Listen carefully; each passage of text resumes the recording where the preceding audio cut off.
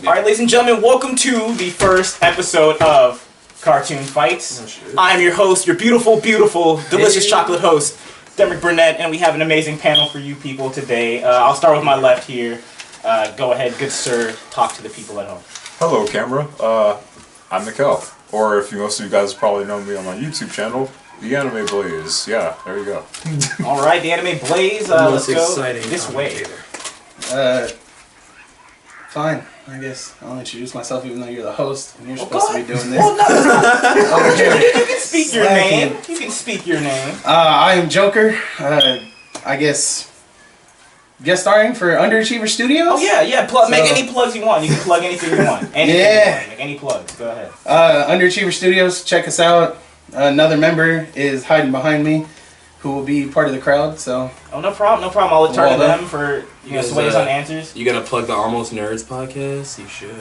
Yeah, Almost Nerds. Check it out. Why? He just did it for me. The coolest podcast on the internet. It definitely is. On the fact check, we got Tylor. Tylor, you gonna say something to them? I'm Tylor.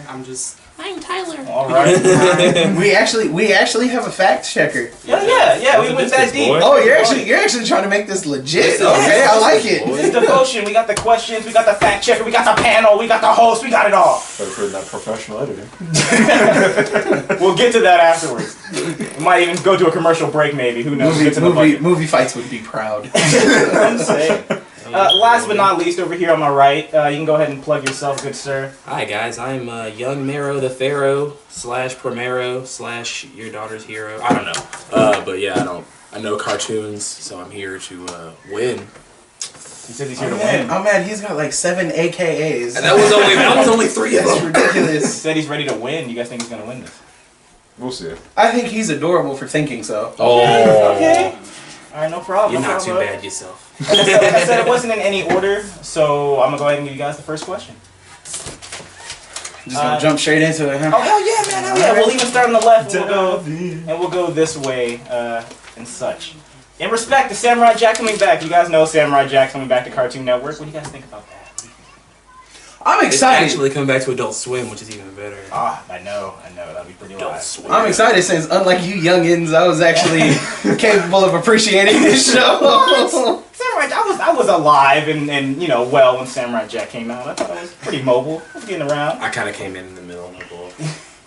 All right, well, to respectively coming back, pick your own Samurai Jack spinoff / reboot, and we'll start on my left and we'll go to the right. Next question will be Ben, then Dries, and then Mikkel. So you can kick us off. Go ahead. Alright. So for starters, we pretty much already know Samurai Jack has been through like dimensions and seen all of the weird shit that he probably needs to see. So I honestly think that it would be better if instead of like trying to rehash something that we've already seen with him fighting a monster or something, see Samurai Jack come to another dimension, our dimension, and try to deal with the day-to-day shit that we could deal with, and see if he can actually go through that on a day-to-day basis. Because he's dealt with monsters. The struggles of Facebook and social media. Alright, we'll come back to that. Ben, you can go ahead, give us your pitch. So I actually decided to go with kind of a prequel series as opposed to a spinoff, following Jack's dad. The fact of the matter is, when the series first starts, they talk about his dad's battle with Aku initially, and how his dad is the one that initially found the katana and stuff. I just think it'd be really dope to kind of see that and kind of understand where Jack comes from and the history behind Aku, and getting to see him in his younger, I guess, forms. Yeah. And seeing the dad just kind of handling business like Jack would. Okay. That sounds pretty interesting. You go ahead. See, I agree with you on wanting to see more about Aku. But for my spin, it wouldn't be following Jack or his dad. It would be the origins of Aku, where he came from, told by him to, the viewer or whoever he's telling the story to, kind of like how he tells us the story of Jack in the first show. He'd be telling us the story of himself, where he came from, what he'd been through, and maybe even his encounters with Jack's dad beforehand. Did you guys have a name for each year? If there was a name? Mine was Origins of Darkness. Origins of Darkness. Okay. You guys have names? No. You have a name? Samurai, the legend begins. Oh, okay. The legend. The legend! The legend awaits. Oh yeah, fight, go ahead. I don't know, I kind of feel like having an origin for Aku would kind of be redundant, because he's already said at the beginning of the series, like, I am the ultimate evil of this, that, and the other, and it's like, why would we kind of need to know where the ultimate evil came from if... You don't like a good anti-hero story? I love anti-hero stories. You don't want to cheer for him because he's the bad guy, but it also entices you to know where he came from and see people from the series now who might make an appearance. Like, I imagine the last episode of it would be the episode where he sends Jack. Like, the last episode of it would be like the first episode of Samurai Jack almost. See, I actually do agree with you. Yeah. I would like to see Aku's origin, but I think that's why my series works. It would cover that? Is because it says in the opening to Samurai Jack, like, the whole reason the katana was forged was to deal with Aku. Mm-hmm. So you can't have a story of the katana and Jack's dad when the ultimate evil isn't explained. Yeah. So, mine would also have the origin. The problem I have with yours is, at its essence, Samurai Jack it's a cartoon. It's fantasy. So you bring him here, we have shows like that. It's Total Drama Island and stuff like that, and they're not fun. They're like, the reason it works is because it has that fantastical element to it, and you bring it here, it's like Primero said in the beginning, oh yeah, he's gonna deal with the trials and tribulations of Facebook and how dare you dishonor his Twitter account. Like, and if you said it here, are you going to bring Aku as well? Yeah. Naturally. You guys can stop him. You can interrupt him. See, now, like that, I don't know. I think it takes away from it in the fact that, like, it's that fantasy future that we fall in love with. That whole, he doesn't understand what's going on because it's so different. Off the wall. Like, he comes here, he can kind of understand, okay, this is a natural progression of things. Yeah. I can understand how cars work. I can understand how this works. He has knowledge of magic to begin with. So technology wouldn't throw him off that much. In Aku's future, it's technology and magic combined. Yeah. So that's why he has such an issue with it. Plus, like you said, he deals with monsters and shit in that future. Like, what's he gonna do? Come here and be like... Maybe Haku could bring the monsters here with him too? Haku? Or Haku. You don't even get to be in the fight. His name correctly. That sounds a little, to be fair. But why are the other answers wrong? I've yet to hear why his is a bad idea from either of you. Honestly, I like it. My only thing is, I want to see more in depth. I want to see more Aku. I feel like your series would only kind of touch on it. You'd see him, he'd be there. I want to know, like, Jump Street origin. Well, not necessarily, because, like I said, the katana story is tied with Aku. Yeah. So you figure out. And part of it does need to be steeped in mystery. If you completely explain Aku, his the ambiguities. Yeah, like his sort of Sith master likeness, it disappears. Because what if you find out, oh, he was human and he got transformed? That's cliche. Yeah, that becomes basic. I guess that and really it's comes down to the writers and what they decide to do. Exactly. He'd be pretty much like Father from Codename Kismet at that point. Some Kingdom Hearts shit. Exactly. So, final thoughts, I guess. I'll start with Mikkel. Your final thoughts on why the other two are worse than yours. Okay. Well, like I said, we don't exactly need to hear a background story for Aku. He is the ultimate evil. I like I like his ideal. I'll go with his more than yours because the whole light and versus darkness story. It's like, yeah, it goes hand in hand, but it's like the darkness or the evil that is always known about is always going to be there. So we wouldn't exactly need an explanation as to who he was. And again, what if he was some human just got turned into some demon or something? That would defeat the whole purpose. You can stretch that out for like at least 2 or 3 seasons. And stuff. Watch that shit before you cop out ending like the Sopranos. You just cut to black before you find out what the truth is. I'm trying to understand the story for yours. Like, what's the story? Like, is he coming here like today? Like, would it be like like Total Drama Island, like they're actual people, the cliches of people, but it's Samurai Jack interact like the post office guy, he's fucking around with that, delivering mail, he has to get a job in episode, like is it that route, or is it like when he's coming here, like he's jumping through our timeline, like the Civil War, the Egyptians and stuff like that. I'm trying to see. Time Squad meets Samurai Jack. Yeah, so kind of. I'm mad you're building his show for him. I want You're supposed to be impartial, damn it. But I want to know though. Like I want to know, a little bit more. Like Like, is that... If I were him, I'd be like, yeah, that's exactly what happened. Everything you just said, yes. All that. Alright. I mean, like, different points in history, yes, but it's not just gonna be like, oh, just Samurai Jack, like some random samurai playing into the Civil War era or whatever. I think it would be better, like, if Aku, what if Aku was the start of all these different things that actually go on? The whole root of all evil thing was the course of history and all that actually happened. Okay, I can see it. Final thoughts, Ben? I mean, I kind of made my argument. They both agreed with me that mine would definitely be the show to watch. So, but as far as going against these two, if it comes down to one that I have to choose between them, definitely yours, because I do agree with you. Even if they were to go it's he's a Something human really that got simple. turned. Yeah, like he's the human that got turned. I think it would be cool It's still to worth see watching that to see that it, yeah. declining. Yeah. Because you could possibly see him as like, oh, he was a normal person or he was a hero or something. Skywalker become freaking Darth Vader, dude. Except better. Anakin Skywalker's a Because little you don't bitch, have the prequels. But Everybody hates the prequels. Anakin Skywalker's kind of also a little bitch. and to go with his, like, to go against his, we kind of did see what happens when Aku becomes the root of everything evil that happens. That was the point of his future.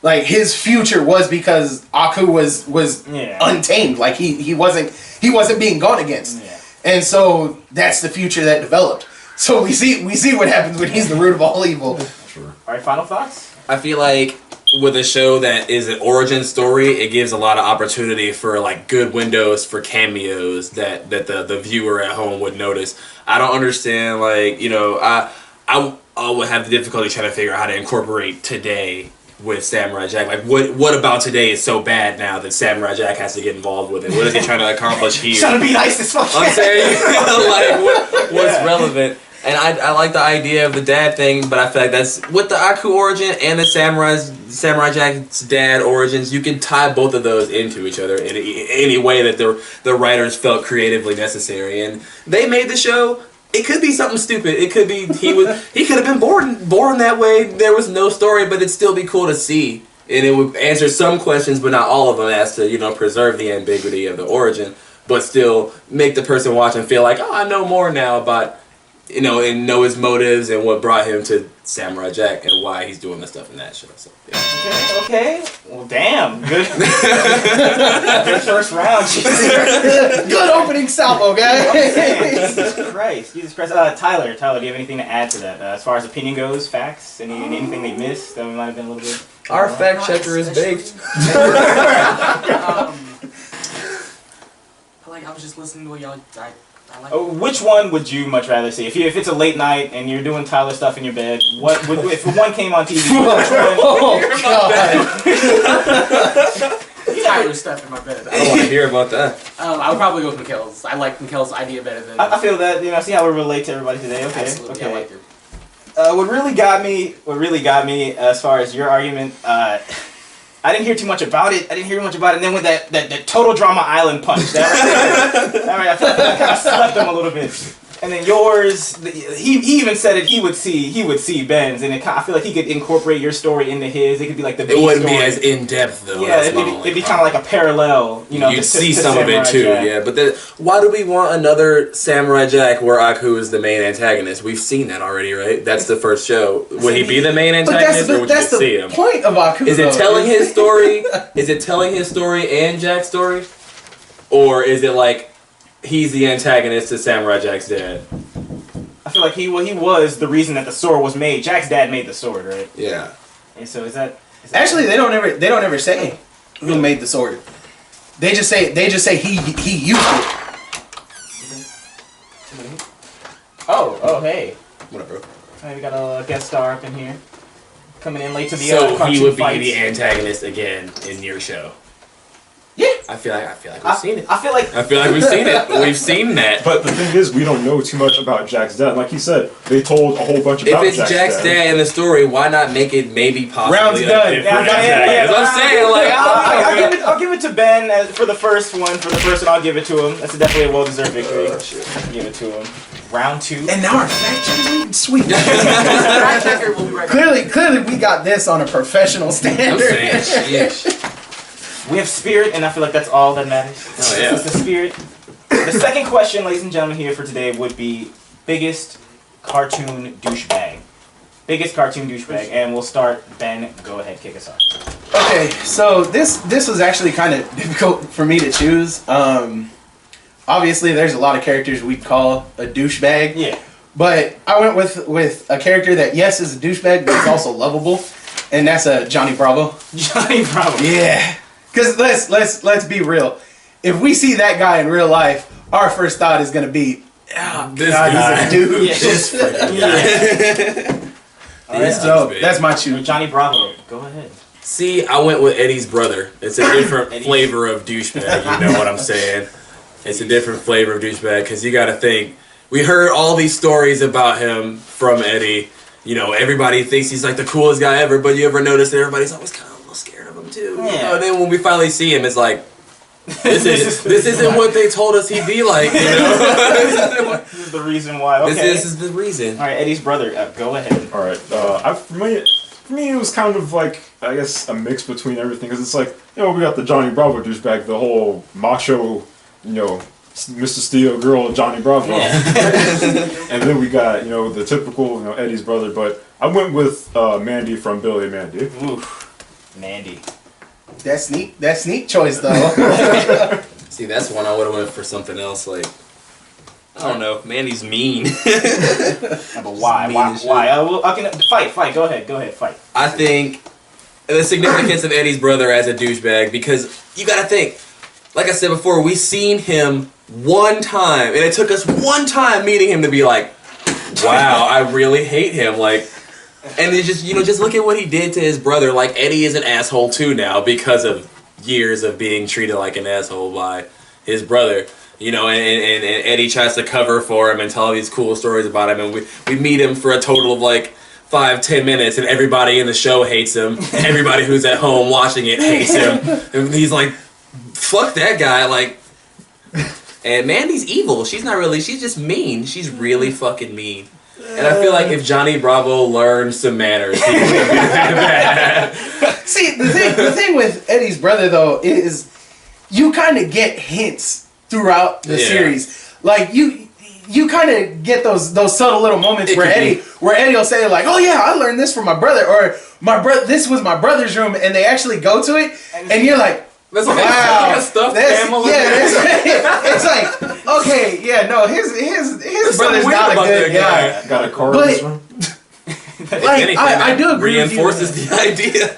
Like I a do stuffed agree with you. animal in Like, his room. yes, he is a douchebag, but like, really, it all comes from the fact that he's an older brother. Yeah, it's And Eddie, that's what Eddie plays him up to be. Is like, of course, to a younger brother, to a kid. Yeah, you're like his hero.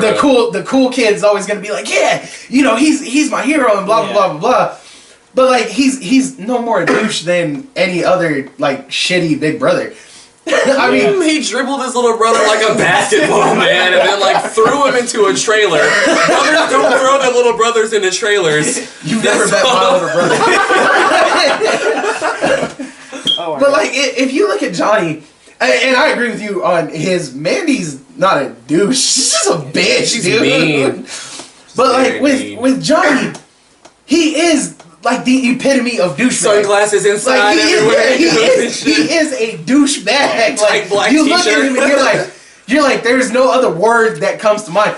Like with Eddie's brother, asshole. Yeah, he's okay. kind of an asshole. Mandy, bitch. Johnny, What a tool! douchebag. What a tool! yeah, like what a tool. Exactly. I mean, the fucking he's Arnold if Arnold were white and just awful. Like, He's your standard white guy. He is Arnold meets Elvis in the worst and greatest possible way. Could you imagine how his hair would look? We can't. I mean, it is a big part of his character, but you can't skip just how glaze right over it. How much of a womanizer he is. Yes. Like, and it's not even like, oh, I'm just gonna hook up with multiple women. No, they are objects to him, and that is And it. you know what's terrible is there was an episode where this guy was trying to teach him how to be a gentleman. And that's dead ass. If you just treated women like a gentleman, you could get laid like 3 times every episode, dude. What's funny At is like, least. one quote that I always see from him is "Enough about you, let's talk about me." And it's like she's the look on the woman's face is just like, you douchebag. I've not heard from how Mandy is a bigger douchebag than Johnny Bravo. Johnny Bravo has a pretty good case right now. Okay. I'm saying I was leaning towards Eddie's brother because brothers don't dribble brothers. They don't throw brothers into. Wait, what did Eddie's brother do with Rolf's chickens? That's what I want to know. There was one episode where he mentioned his brother, and he's like, "Don't tell him about Rolf's chickens." And he grabs him all. Like, what did he do to Rolf's chickens? I would like to hear from Mandy about how Mandy opposed the other two as the biggest douchebag, and then we can go around for closing. Sometimes this man just needs to be loved. Okay. Okay. I think I'm gonna kind of start, I guess, with everyone else before I go on to mine. Okay. So to me, it's like if you were to go by like the whole stereotypes, like, is Johnny a douchebag? Probably, but the thing is, No, that's a yes. But here's the thing, though, is like What Johnny's- caliber? But here's the thing, though, on multiple different occasions, we've seen on like multiple different episodes that Johnny has the capabilities to actually be the better person and actually want to go after the person the right way. Yeah. And he's actually had love interests that have made him go like, oh wait, hold up. Velma from Scooby-Doo. Velma and that Yeah. one person that was a secret agent that actually was into me. He was surprised that she was into him. And so, in that respect, I think that, he's not exactly a douchebag, just misguided and too into himself. Not douchebag into himself, but just full of himself Okay. to an extent. And Eddie's brother, I have an older brother, and I can tell you that Eddie's older brother isn't any different. So I mean, Oof. not exactly a douchebag, just kind of stereotypical brother-like behavior. So he has been dribbled. Into a trailer. Yeah. Okay. And as far as Mandy goes, you have to realize that like Mandy isn't like on some level of like, oh no, she's not a bitch. She's just like straight up douchebag for no reason. Like, again, told Billy, hey man, do you want to play? Go play in traffic. No reason. Just told him to do Just it. to do it. And then the whole idea of them having Grimm be their best friend in the first place. Grimm, he was just like, Grimm's like, I got this in the bag. Mandy, douchebag Mandy. Hey, yo. He's like, yeah, you want a limbo? Fetch. Yeah, man, Then she's tricked him. Then stick the gerbil on him. Yep. Damn. Then She cheated. Then best friend forever. Let's And then- not pretend like Billy doesn't play in traffic all the time anyway. First of all, But I don't know if you guys remember the episode where they had like that You guys moldy. can't fight him still. You can still fight him. That episode with the moldy pizza. Even in their daydreams and hallucinations, Mandy still came out on top for no reason. And in every single one of their fantasies, and like what was it? Erwin's all big and buff. Like there's some kind of like weakness that Mandy was supposed to have. She's still a douchebag to everyone still, and still wins. death battle. See, Mandy in versus all Eddie's honesty- brother. Death battle. In all honesty, though, I wouldn't call her a douchebag. I just call her an outright villain. She's evil. Like she is. Let's be honest. She is the main antagonist of the series. Of the Cartoon Network universe. Yeah, not like just everybody who interacts with her in that show, hates her. they're pretty much a protagonist. Like Grimm and Billy are the protagonists. Yeah. The reason shit goes wrong is because of Mandy. like Or something stupid Billy did. Not necessarily. see, like Billy is kind of like Johnny. Like Johnny, yes, okay, he does have redeeming qualities, but so does every other douchebag if you sit down and talk to him about Yeah. it. Like you're eventually gonna find something where you're like, okay, you're not a piece of shit on that, but like, and you mentioned love interest. Okay, a few douchebags have had girlfriends. The thing with Johnny is like, he doesn't learn. Like the moment something goes wrong, like Velma or the secret agent chick, like, oh, okay, by the next episode he doesn't give a damn. Yeah. By the next episode he's relentlessly hitting on women yet again. Mandy is like that on the same level. It was like- though. There's no change in her no matter what. Like, remember she was all nice, like she had like a nice version of herself that she met in an alternate universe, and like after enough experiences with her, she made her mean too. And they were all evil. There was See, no you nice can't call that anymore. douchebag. That is That's just evil. evil. That's evil. Yeah, that is evil. That is Okay. evil. Like, douchebag has at least some redeeming quality. Like, I I could argue for Eddie's brother being a douchebag because despite as much of an asshole as he is, Eddie still looked up to him. Yeah. Like, so there had to be some quality where even Eddie was like, okay, I can look past all this crap because you're still my, like, something reminded Eddie, you're still my brother and I can still. In the movie, Eddie did say that his brother has always been like that, and all the stories that he made up about his brother doing cool shit were lies. He's been like that since they were kids. Oof. I think the only reason he looks up to them, and it's kind of dark, is because neither of them have parents. Yeah. Eddie's brother is his only family directly because all the kids' parents. I mean, there was an episode where they showed an arm I like that of his parents. Yeah. So I mean, there was. Could have been an imaginary figment, you know, psychosis. My parents are dead. I'm traumatized. I envision sticky notes all over my house because nobody knows who they left them behind. All right. A morbid conclusion. I like it. Actually, no. I have a better douchebag in his universe. Kevin. Kevin is not. Let me tell you why Kevin is not an asshole. Because Eddie is an asshole. I didn't say he's asshole. Not a douchebag. All he wants to do is ride his bike and he's trying to get with Naz. He's just a regular, like, 14, 15-year-old jock. Eddie is evil. Eddie's a douchebag. Eddie is mean. Could you imagine just trying to live your life, ride your bike, here come these three assholes coming and trying to take my money and get on my nerves all day. See, I'm at it. It's always the three assholes that everybody. It's actually if you just look, Eddie. Yeah, if you look at him outside of the series, like everybody is actually cool with Double D and Ed. Double D and Ed don't do anything. Because let's be honest, Guilt by association. What the hell is Ed gonna do? We're amazed he ties his shoes correctly. Ed is evil as fuck too, though. you get that pebble in your shoe. Or even worse, the time where he was in the dinosaur suit and he was throwing up and sticking kids to the wall with his puke and he was dressed like a monster. I like chickens. All right, I'll call the round.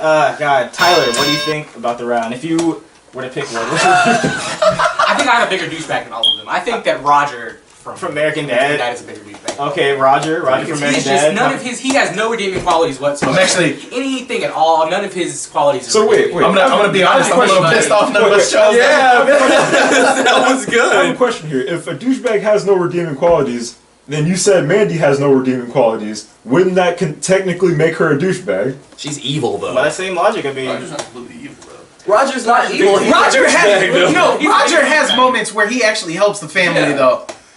Like Mandy does fuck all and not shit for anyone. All right, if you were to choose one, I'm kind of on the fence right now when it comes to it, honestly. So if I were to hear from the panel and our guests, maybe. At the risk of not losing any points, I gotta say the Johnny Bravo argument was really fucking good. Yeah. I was like, what am I gonna say? The round is over. The round is over. The round is definitely over. Yeah, you have to See, Eddie's brother. why couldn't you have said that earlier? Eddie's brother. Yeah, right. Okay, how about you guys back there? If you were to choose one, biggest cartoon douchebag, who do you say would be out of Out of the three that were picked? Yes. Out of the three. And maybe even a personal choice that wasn't mentioned today. Well, since you brought up Roger, I was thinking Stewie. Stewie Griffin? Stewie Griffin, though. He kind of does. He started things off right. evil and turned into a douchebag. I don't know, toward like, the end. Stewie's isn't really a douchebag because he actually does good. You did remind me of a good one that I should have chosen, and I'm mad I didn't. Brian Griffin. Oh, he is kind of. Yeah. I just thought. Between Brian or Stewie. Yeah, Brian is like the biggest fucking douchebag. Oh my god, he writes and he's not good. He's always drunk. He's always hitting on Lois. Yeah. He's always. Stewie is bearable. Like, and then like. I mean, the reason I think, off topic here, I think Brian's a douchebag is like you said, his writing is bad, and he can't sell shit. He always hits on Lois. He uses big words that he doesn't know the meaning of. It's not sound smart. He saw Jesus Christ himself, but he's and still still an atheist. Yeah, like, come on. Alright, but out of what you heard, out of these three, which one would you choose? I'd probably have to go with Johnny. Johnny Bravo. How about you, man, if you were to choose one? You got Eddie's brother, Johnny Bravo, Mandy. Probably Mandy. Ooh, God. Look at that betrayal. I'm saying. Okay, what did it for me? The Johnny Bravo argument was really good. God damn, it was good because I feel like in certain aspects he's crossed over like Scooby Doo and he met Velma and there's that point where they both lost their glasses and they're looking for and they put them on and she looked kind of like a douchebag too. It was pretty cool, but I feel like what they were saying, Johnny Bravo does have those redeemable qualities. Mandy is evil. She is horrible. Like when I say douchebag. I mean, like, you do fuck over people, but there is, some glimmer of hope somewhere. Mandy is just pure rice, Evil. dag nasty evil. She took over the Grim Reaper. Like, oh my god, the delightful Reaper from the K&D crossover. That was horrible. That was just when she hit the fan. I have to go with Eddie's brother. Honestly, because the one time that you did see It was him, such a significant it was a encounter that lasting everybody impression. hated him in Opposed- one I feel like appearance. Johnny Bravo can. He had- What had me fucked up is as soon as he mentioned the moment you meet Eddie's brother, I was like, shit. Yeah, that's Johnny good. Bravo had Damn. a whole series to kind of pile it on that he's a douchebag. You met Eddie's brother once, and you're like, fuck, I hate this guy. I'm like, jeez, he's horrible. Yeah, everybody hated him, unanimous. Yeah, that was definitely a good round. Any facts that they might have missed? Did you check This any man, facts? he hasn't been checking facts. He's like, oh shit, I'm supposed to do that. Oh, your phone's dead. Ooh, yeah, his phone died. Oh, that's right. Hold on. Yeah. Hold on. Wait. I'm still here. After the round brief intermission, we're gonna move on to round 3. Speaking of things that make us laugh, third question here today at Cartoon Fights, ladies and gentlemen. Most overrated cartoon. I think we have a 2-on-1 in this one, ladies and gentlemen. Most overrated cartoon. Yeah, because I think you and I picked the same the thing. same one. I believe it's Adventure Time. No, Adventure Time. Adventure Time. Legend of Korra. Legend of Korra. Okay. It's 2 against 1. I'll let him start. Why do you Please. think? Adventure Time is the most overrated show, not only on Cartoon Network, but still running on TV right now. Let me tell you why. Because when everybody sees what I said as my answer, the overall response would probably be, "Oh, what? I love Adventure Time. Adventure Time is great." Hot Topic. You know how much merchandise they sell for Adventure Time? A lot. The hype train for Adventure Time was almost as big as the Deadpool hype is now, and Adventure Time started off funny. And then they started trying to pile in all this story to make people keep watching, and that's when I stopped watching it, when they started doing all the story, because now every teenage girl in 11th grade thinks that they have to catch up on every episode to keep the story going for Adventure Time, and it's a good show, don't get me wrong, but it's not that fucking great. That's my argument for that. A fact: Adventure Time has been the #1 watched show on Cartoon Network since 2013. Thank you for reinforcing my points. It's been the #1 watched show on Cartoon Network since 2013. So everybody watches Cartoon. Yeah. Okay. Everybody watches Adventure If If Time. that doesn't make for overrated, I don't know what does. Okay, he's riding the hype train. You guys, Legend of Korra? Legend of Korra? See, now, my opening argument for this, I'm actually not even going to talk about Legend of Korra yet. I'm going to go with the fact that, like, Overrated is a cartoon that doesn't deserve the praise. And I think that statistic kind of speaks for itself. Is the fact that it is the #1 watched show on Cartoon You got Network. some demographics you can hit me with? What was that? 13 to 16. But it's once if you want to a talk, right? if you want to talk about overrated, you have to bring Legend of Korra to the top of that list. No, I'm not saying it's a bad show. It's just not as good as At least for not the first season.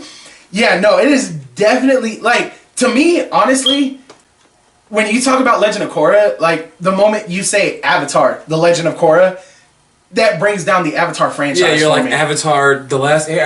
Yeah, no, like, adding The Legend of Korra, and it had hype that it didn't deserve, let's be honest. The first season, yeah, okay, that deserved hype. But everybody kept building up the show That's afterwards. exactly how I feel about Adventure Time. See, but That's the thing exactly is, like, Adventure Time, they had to develop a story. Like, shows that are just a random, quirky, like, yeah, we're gonna go on this adventure, don't last long. regular shows. And though, Uncle Grandpa. Ironically enough, I'm sad I have to team up with you that you mentioned Uncle Grandpa now. Like, to be honest, at least the story for Adventure Time is coherent. Yeah. Like, if you actually sit down and follow it, the story makes sense. Yeah. Whereas Legend of Korra just started kind of going all over the place. And then let's not talk about the ending, which really deserves its overhypedness. Like, I'm gonna let you go ahead and take over. Shoot. Okay, see, the thing with the Legend of Korra is, like, You can fight them still. Just know that. The thing with The Legend of Korra is that it came from an already existing franchise that had, it was already known, popular, we all grew up with it, we all loved it. So, we all expected big things from The Legend of Korra. What was bad about it? But here's the thing, over time, like, first season, okay, it was good. But as the series progressed, like you said, it got overhyped. And the thing that finally killed the series and made it overrated as hell was the SJW community. And the reason I'm saying that is because don't worry, it's gonna make sense. The reason I say that is because if you look back at it, eventually a lot of people started saying the whole fan-made relationship between Korra and Asami, right? Yeah. And by the end of the series, it became so hyped up to the point of where that was the main thing. The writers made it happen. Yeah, that was the main thing that was going for the show. And the creators of the show, apparently it got to them to the point of where it wasn't just an idea anymore. They gave in to the fans' demands and made that an overhyped, overrated part of the show. It's where it affected the ending of the show overall. So I feel like the response to that is probably split because there's probably a really big portion of people who wanted to see exactly that, and then they got it. But that's the thing; it still killed it though, because it still lives on to this day, and that still makes it a stigma. There are people that will hype Legend of Korra up to like the heavens and say it's why is that more overrated than Adventure Time? Because I mean, Adventure Time, it's like. Yeah, Adventure Time, it's funny, it's quirky, and it has a story that actually makes sense in a way. And it's like, the story wasn't kind of tacked on. They stuck it in there. Yeah, but the thing is that it still makes sense. It's still an enjoyable story to watch. You can poop out anything that makes sense. It's not See, and actually, no. Like, if you sit there and you watch Adventure Time, and you actually look at the world itself through the earlier episodes, the story doesn't come out of anywhere. Like it's actually developing throughout the series, and then when they actually start the plot, addressing it. Like it's pretty much, instead of it just happening in the background, they address it more forefrontly. The thing with Korra though is like the whole reason the series in general, and that's what I'm getting at, is the series in general being overrated. Not just one part or like one part of the series. The series in general is overrated because of its ending. Like. The so many people were like, oh yeah, we got the ending that we wanted, that they praised the series in its entirety. Yeah, and the series itself does not deserve that. Like the series itself should be looked at like first season was good, second and third season were meh at best. Whereas Adventure Time, like you can look at it and you can go, actually no, this is pretty solid all around. Like there is no part where you can go like, okay, that's actually just shitty. Like everything. If I was watching TV at like 3 a.m. and on Cartoon Network West they had Adventure Time playing, and on Cartoon Network East they had regular show playing, I would watch regular show over Adventure Time. And that's not even like at any given moment. That's in general. If that okay, but that doesn't necessarily speak to how bad Adventure Time is, as much as it speaks to how good regular show is. Regular show does not get nearly as much praise as Adventure Time does, when regular show might be just as good, if not better. But again, that's your opinion. You think it would be good if they gave it a story like they did with Adventure Time? They just gave regular show a story. They did. There was like the goat guy, the intern came, and then he came up to be a double agent for the other park. Spoiler alert. Spoiler alert. Yeah, sorry. But I mean, think about that though. Like, Adventure Time consistently gets high ratings. Yeah. Like, The Legend of Korra actually really didn't get that high ratings. I can add to that. No, go for it. Like on top of that, it wasn't getting the ratings that it needed to the point where Nickelodeon took it off of TV and moved it to the internet. It's a separate website on its own. Yeah, legendofkorra.com. Can we check that fact about the ending of Legend of Korra, about the whole Asami thing? That was the impression that I got, that they were... That was confirmed. No, that's a legitimate thing. Yeah. At the ending of it, it is supposed to be the start of their relationship. They phoned it. Like the thing is, like if and didn't regular show get a movie? Yeah, it did. Okay, but what I haven't heard is how Adventure... Are you arguing for regular show? Regular show is great, dude. I'm personally offended that Adventure Time gets way more hype than regular show does, when regular show has the potential to be an even better show than Adventure Time. Regular show got a movie. Adventure Time didn't get a movie. See, but and it's that's another thing. Top watched TV show for that's 40 another thing years or to kind of add to it. Like, I don't think the hype is blown up for Adventure Time or regular show. Since you keep bringing it up, they're still on the air. Yeah, they still run. Which means they're still getting the views. Which means that something is still drawing people in. So there's a reason it's still being talked about. Yeah. Now, compare that to Legend of Korra. People still talk about it, but the series is done. And what do they always talk about? It's always the first season or the ending. Yeah. How it started and how it ended. Exactly, but like the people will swear on their deathbed, oh no, Legend of Korra is just as good as Last Airbender. No, like it's not. Us. Okay, we would understand. I'll that. address that But fact. most people look at it and they're like, no, Legend of Korra. Like people went in every day. Like, no, I'm still gonna see every episode, and it didn't deserve that. How many seasons did Legend of Korra? Three, I think. Three. Airbender got 4. Check that. Or 3. Legend of Korra got. Didn't he It get 4? got 4, I think. Did it get 4? Yeah, Did Airbender get 3. 4 too? It was. And Airbender got 3. No, it was all the books in Airbender. Yeah, it was I'm like pretty sure. water, earth, and fire, something like that. Yeah, because he's already Airbender. Let's check that, please. I'll use that as your final closing statement. Mikkel, give a closing statement for your team, and then we'll jump back to you for your closing statement. Hopefully we'll be back with the facts. All right, I guess as far as overrated. Oh, you need it. You're over here in the 21st century. I was like, I keep messing with this and I don't know what the hell it is.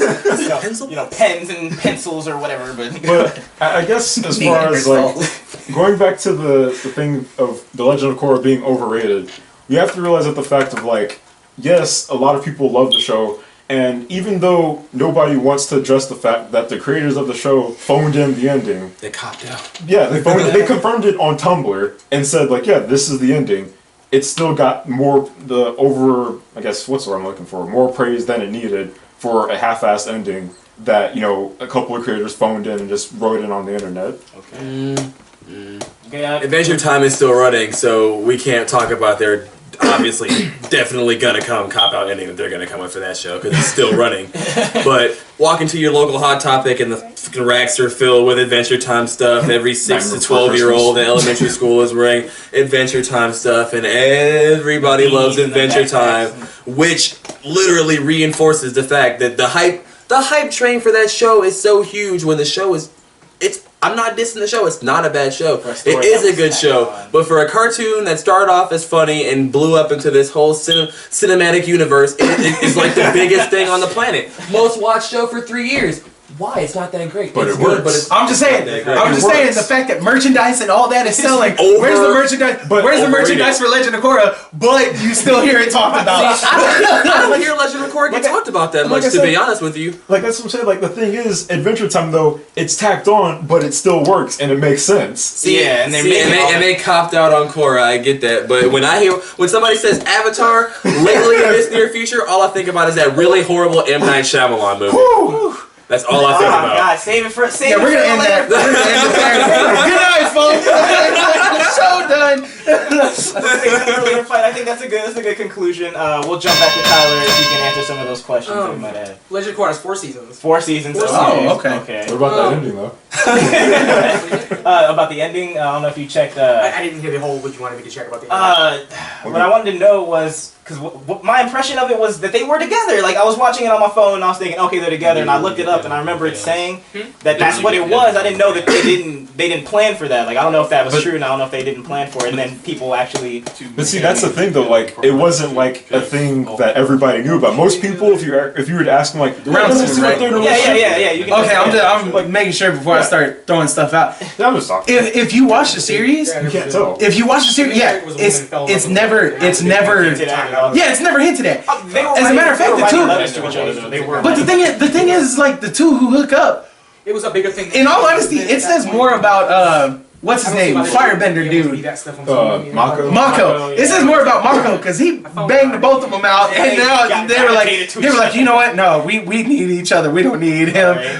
I was hearing from both of them, and the thing about Legend of Korra, I like the Legend of Korra. I like both of these shows, but the Legend of Korra, I like it, but I wasn't one of those people who was like, oh my god, the Legend of Korra, but I know those people who were like that in Adventure Time. When I say overrated, he even said it himself, it's something that didn't deserve its praise. I feel like the merchandise sales and the views kind of speak for that. See, as far as the demographic is what I'm talking about, though. You are not credible if 14-year-olds love your show. That does not make the show good. I would like to point out, me and all of my cousins love Adventure Time, so you If better watch 14-year-olds love your show, that doesn't It's on Cartoon Network. Who the fuck do you think is gonna watch it? Legitimately speaking here, I mean, Adventure Time did have a game that was paying homage to The Legend of Zelda. They also made a MOBA. I'm gonna have to give it to Legend of Korra.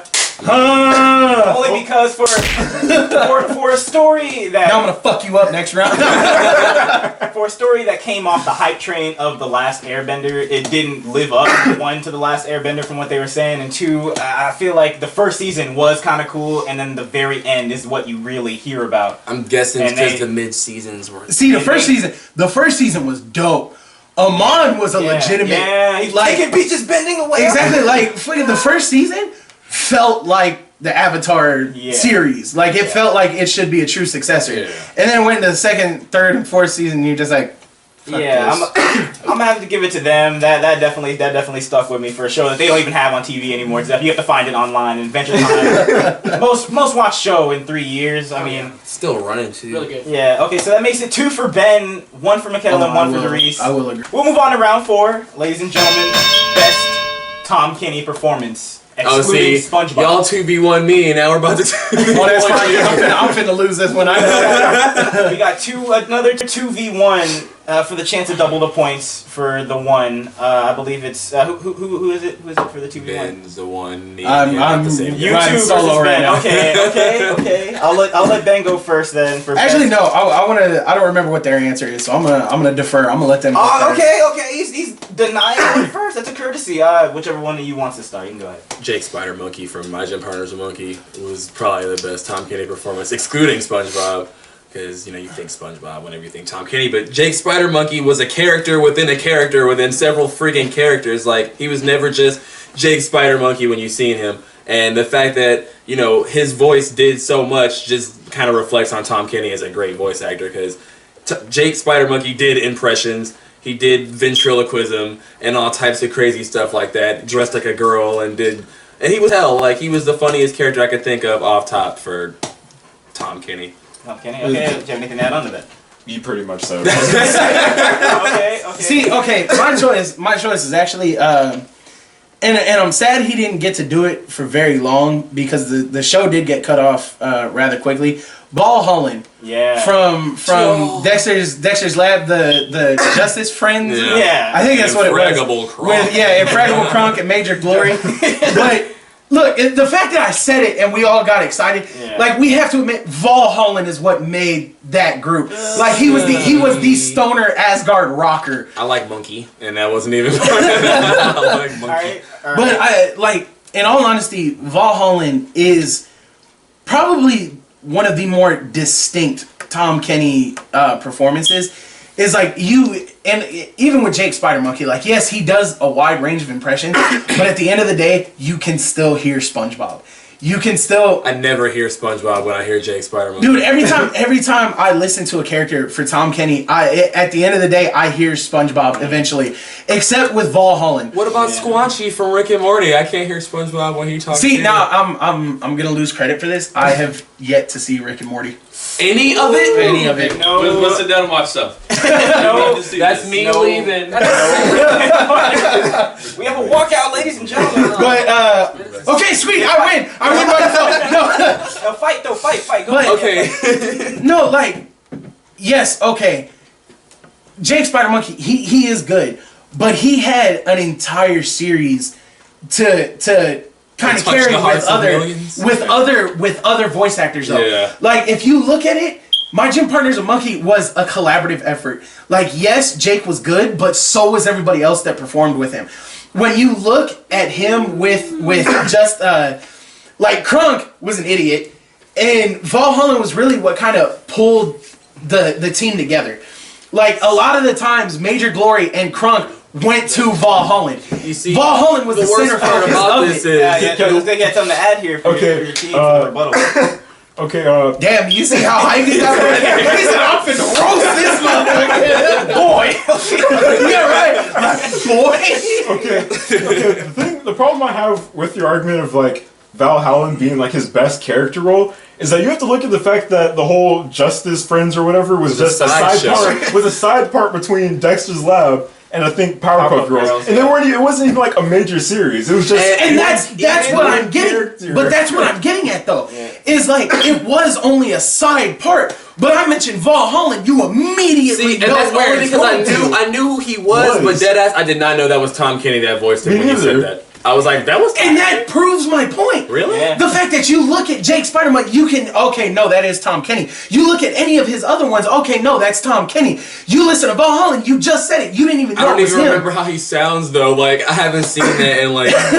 But the fact of the years. matter is like, yes, it was only a side part, but it became a major staple. Like Dexter's Lab, you watched Right. Dexter's Lab and you were like, oh man, it's Monkey. Okay, I can still dig this. Yeah. But the super whatever it was, I can't even remember what the actual part was called. That's the thing, though, Huh? Super Friends. Yeah, that's the thing. Yeah, the Super Friends came on, and it was. I think it was the But Justice. see, that's the thing though. Nobody tuned into Dexter's Lab to watch. To watch Justice Friends, yeah. In response to what you're saying, if you take My Gym Partner's a Monkey, and then you take away all the other characters, and you just make it about Jake Spider Monkey, the show still works. If you take Justice Friends, and you take away all the characters except Valhalla, But see, that's not the character. It's best Tom Kenny Best performance. which speaks. If he to carries the character, What the I'm show saying could is, be funny what I'm with saying just is though, is like, look at it. My Gym Partner's a Monkey. He had what, 2-3 seasons to actually develop a performance. Yeah, I think 3 or 4. Whereas, like you said, the Justice Friends was only a small segment. Yeah. Yet he managed to develop a character. Like Valhalla became a part of that world. Like the whole reason Justice Friends worked is because his performance was so well done that Valhalla himself. How truly they had- memorable is Valhalla? If I were to just ask somebody off top, do you remember Valhalla from the Justice Friends? Well, that kind of that also depends on the demographic though. Okay. Because you come to someone who's in my age group, older we're gonna be school. like, hell yeah. Yeah. But then again, we also remember like the beginning parts of Dexter. Yeah, see. So like we remember the first episodes. You go with Jake Spider-Man, of course. Someone who's knows younger, who that is. they're gonna be like, oh yeah, okay, well. I feel like he was everyone most knows who recent. that is, not just the younger To generation. be fair and unbiased, I remember the episode. I think it was the Powerpuff Girls. Where the Powerpuff Girls were trying to join like the hierarchy, like the Justice League of those guys. And then like Val Allen was on the panel. That was pretty cool. Watching. I mean, Valhalla. But it was That cool was to watch. It because wasn't he was because of the there. voice acting. It was Yeah. But because the he thing, was the there. fact of the matter is, like, Valhalla became such a popular character for Dexter's Lab. Those little side segments, he ended up having his own episodes. Every other episode was always a mix between Valhalla and Major Glory, or Major Glory and the Infragable Kronk, or Kronk and Valhalla. Valhalla was the only one who had standalone episodes. So when you say best performance, do you mean like the funniest or the most well executed? Which the best that shows the most Because range Jake for the Spider Monkey character, is funnier than Valhalla, does, and like he you does said, more with it. He does more more. character. He has more character than Valhalla. Valhalla is the guy. The reason I his think closing he's statement. the Give me reason your I closing think he is the best performance. opposed to is- Jake Spider Monkey though. Even as opposed to Jake Spider-Man, as opposed to SpongeBob even, and yes, I'm gonna go that route. Okay. Is the fact that like you said, you didn't even know it was Tom Kenny. Yeah. So that means he was able to chameleon his ass and still make a memorable character, not off the power of his name, but the power of his capability to connect the world and to connect the show around his performance. Valhalla a little more significance than he deserves. But that's the thing, like, I don't know, just like to go on that, He's like... always been a like, side I character, guess, like, even side. That makes it even better. He is a side But see, character. that's the thing, though, like, I don't think Super Friends was ever meant to, like, have its Be own a show. main Like, thing, it was yeah. never meant to be its own thing, so... It was like a 5-6 minute segment at the end of every so- Dexter's Laboratory episode. And I mean, you can't really do much. No, with it that was time. the entirety of Like, like you know how 11 Dexter minute was clips, cut. like, Yeah, no, like how 11 Dexter was cut episode. into multiple episodes. Yeah. Each Justice Friends one was an entire So episode. yeah, it was a little segment of its own. So technically it did, and even then it technically was its own series because the episodes did overlap. Yeah. Like there were certain instances where episodes connected with each other. All right, and I'll go to you guys for your closing statements really quick, and then we'll jump to Tylor to see if we have any facts about that. This is a hard fight. The 2-on-1. He's definitely having a really good counter argument. But I need to hear why Jake Spider Monkey speaks more volumes for Tom Kenny opposed to as just a character. He Jake was a funny Spider character, Monkey but for shows Tom Kenny. like it's Tom Kenny's range, and that's probably not even all of it. That's probably like half of Tom Kenny's range is in one character, and that's Jake Spider Monkey. You know, SpongeBob has his voice. That's his voice. You know, SpongeBob's voice. Val Hallen has his voice. That's his voice. He's still a rock and roll guy. But Jake Spider Monkey is so many different characters in one character. That just shows that Tom Kenny has the capability to have that over the top multiple thing, and he's always doing something different. He's not predictable. You don't know what he's gonna come with when you see him. Yeah, okay. It's never the same with Jake Spider Monkey. It's always something different. Hear from Miguel. Miguel, you have anything to close your statements? I mean, kind of going back to what Doris said, it's like, what? For what? I had to fight Reese. I mean, kind of going back to what Doris said, it's like, Jake wasn't just like one character who just played one role. It's multiple different roles. And he wasn't just like the silly, funny kind of guy, like, oh, hey, like the nautical nonsense, like freaking SpongeBob. He had his moments where he could be serious. I'm never not gonna hate that show. SpongeBob? Yeah. It went down the shitter, that's why, but that's a different Yeah, that's an argument for a different argument. I mean, like, he had his like wide variety of roles. He could be serious, he could be funny, he could play the whole, like, I guess, forget about it. That kind of thing. Okay. And it wasn't just like one static role, whereas Valhalla It's Valhalla. Okay, and I don't know if you have anything to counter that really quick before we close the fight. Valhalla was the Asgardian god of rock. And we'll close it right Strong rebuttal, Tyler, on the facts. Do you have anything to add? Personal opinion? I don't think that Valhalla had its own standalone episode on Dexter's Laboratory. You said further along the further. I know what he meant. Like, there are episodes where like it's like an actual episode where they have the Justice Friends doing miscellaneous adventures. I think I've seen. Yeah, that. but I mean, like not him. I think he said Valhalla in general. I thought he Had a said standalone Valhalla had its own episode. standalone Justice Friends. Oh no! I mean, he's think- had stories dedicated to him, like just him. Like his hair, something about his hair. Yeah, when he loses his powers. Okay, I remember seeing that. Okay. What about you though? Like, out of all the arguments you heard, which one? Would It's you got to be Jake Spider-Man. Jake I think Spider-Man? when he said SpongeBob and Valhalla in the same sentence, that was when I was gonna. Like even better than SpongeBob. I was like, gotta be Jake Spider-Man. To be I fair, think that's SpongeBob does impressions sometimes too. He does. Sometimes, not Okay. often, but. And we'll jump to the other side of the couch. What did you guys think? Jake Spider Monkey. Valhalla. I never caught that show. Why'd you partner a monkey? Really? No, I didn't get a Great chance. show. So. Okay. It was a But pretty I watched good show. Dexter's Lab, so I know Valhalla. You know about Valhalla. Okay. What do you think as far as it speaks? I wish to I Tom could Kenny? remember how he sounded. I don't.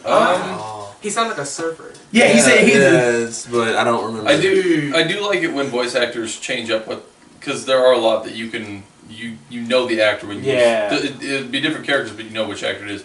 But when, like you said, you didn't realize who it was. Yeah. that shows some good talent there. I'm gonna be honest. clarify on that. The only reason I didn't know that was him is because it's been like 11, 12 I'm years gonna since be- I've seen I'm that gonna be show. If I'd honest. seen it, I'd probably know it was him. At first, I didn't remember who Jake Spider Monkey was, and then you mentioned the show, and I was like, shit. Okay. Like, I'm gonna be honest, I tried to fight as hard as I could. I'll give it to you. I was really looking at Valhalla, but the one point that you made that stuck out the most was you didn't even know it was him, but Jake Spider Monkey does speak volumes for Tom Kenny Because he as has a performance. You know, the broadest Valhalla- range for character. Valhalla is a good character and he's a memorable character. We all got excited as fuck because he's rad as fuck. He's rad as shit. But Jake Spider Monkey That's does. still my favorite part is Major Glory sitting there. Rock on, Valhalla. But Valhalla's one note though, opposed to Jake Spider Monkey, and I feel like that does speak volumes for Tom Kenny. So I'm gonna have to give it to Jake Spider Monkey. Oh no, I understand that. 'Cause, again, once it clicked who he was, I was like, fuck. Jeez, it's 2-2-2 right now. It is tied right now. I like ladies it. and gentlemen. Oh, got anything else to add, Tyler? Anything? You have anything to add before we go to the next round? I find it weird that right now I'm drawing similarities between Stan and the main character of the Justice Friends. Major Glory. Major Glory and Stan. Stan from American Dad. Glory. It seems so similar to me. Stan If Stan were to suit up, I feel like he'd be. It's that big ass It's like they chin. have the same ideologies about a lot of Round 5, ladies and gentlemen. Most evil animated villain. Ooh. We started down I here. want to start. We'll go ahead and come right here, and then we'll bring it around that way. Boy. Have you guys seen Squidbillies before? No, You know? What? Yeah. Never seen. I saw one episode Dan and I couldn't Halen, stand the it. dude with the red hair, Dan he's Halen, always yeah. yelling. Most evil animated villain, Dan Halen. He puts babies in tacos. He put a Mexican guy in the taco. That's awful. And not to mention, he destroyed the entire city that everybody lived in and all its inhabitants to build a stadium in it. And he was like mining yellow cake uranium and selling it so he could sell it to dude. Dan Halen is evil. All right, Mikkel, most evil villain. Okay. So, The character that I picked was the Beast from Over the Garden Wall. And the reason I picked him was because he's been literally, from the beginning of the series, we find out, Wirt and his brother in some afterlife forest, and they're trying to find their way back pretty much, more or less. I mean, it's kind of like iffy, but more or less they're trying to find their way back to the real world or to real life and everything.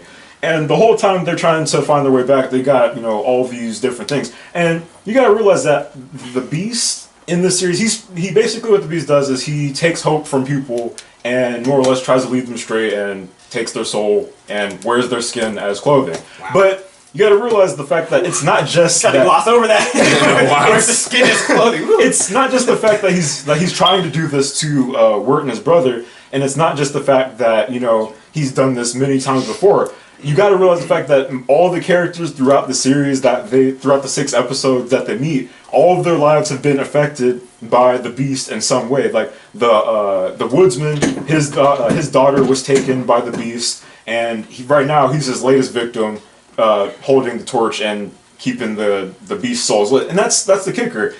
While a lot of people think that they think that the soul of the person they love is in the lantern. It's actually the Beast soul, and they're just sitting there fueling him, keeping him alive. All right, we will come back to that. Ben, go ahead. Give us most evil animated villain. I'm actually gonna do a throwback to the first question. The most evil animated villain for me was Aku. Aku? And the reason I say Aku is because he won. At the end? Yeah, he won. In the end, evil won. He is the literal, as they say in the show, he is the embodiment of evil within the series. Okay. Not only did he single-handedly manage to wipe out anybody who opposed him, he threw the main antagonist into the future simply so he could take over the world. And when the protagonist actually comes out into the future, Aku has basically degraded the world to a point where evil isn't even viewed as evil anymore unless it's Aku doing it. Like, Aku has become the embodiment of what people consider evil. There are slavers, there are killers, there are everything. These people just accept it as a natural part of life. Like, oh, okay, this is something I have to avoid. But the moment you mention Aku, that's when everybody is like, holy shit, I thought we were talking about, like, just what was going on. You're talking about evil shit. Like, his name itself is a symbolic term for evil. Okay, like, evil and him are synonymous. There is no other way around it. That is some powerful stuff. Fight. Okay, Fight so it out. here's what I'm going to say to both of you guys. First of all, the reason why these characters that you're bringing with are so evil is because this is how the fantasy evil demands them to be.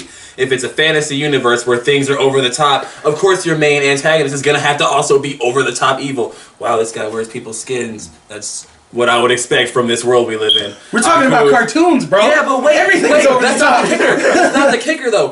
Dan Halen is...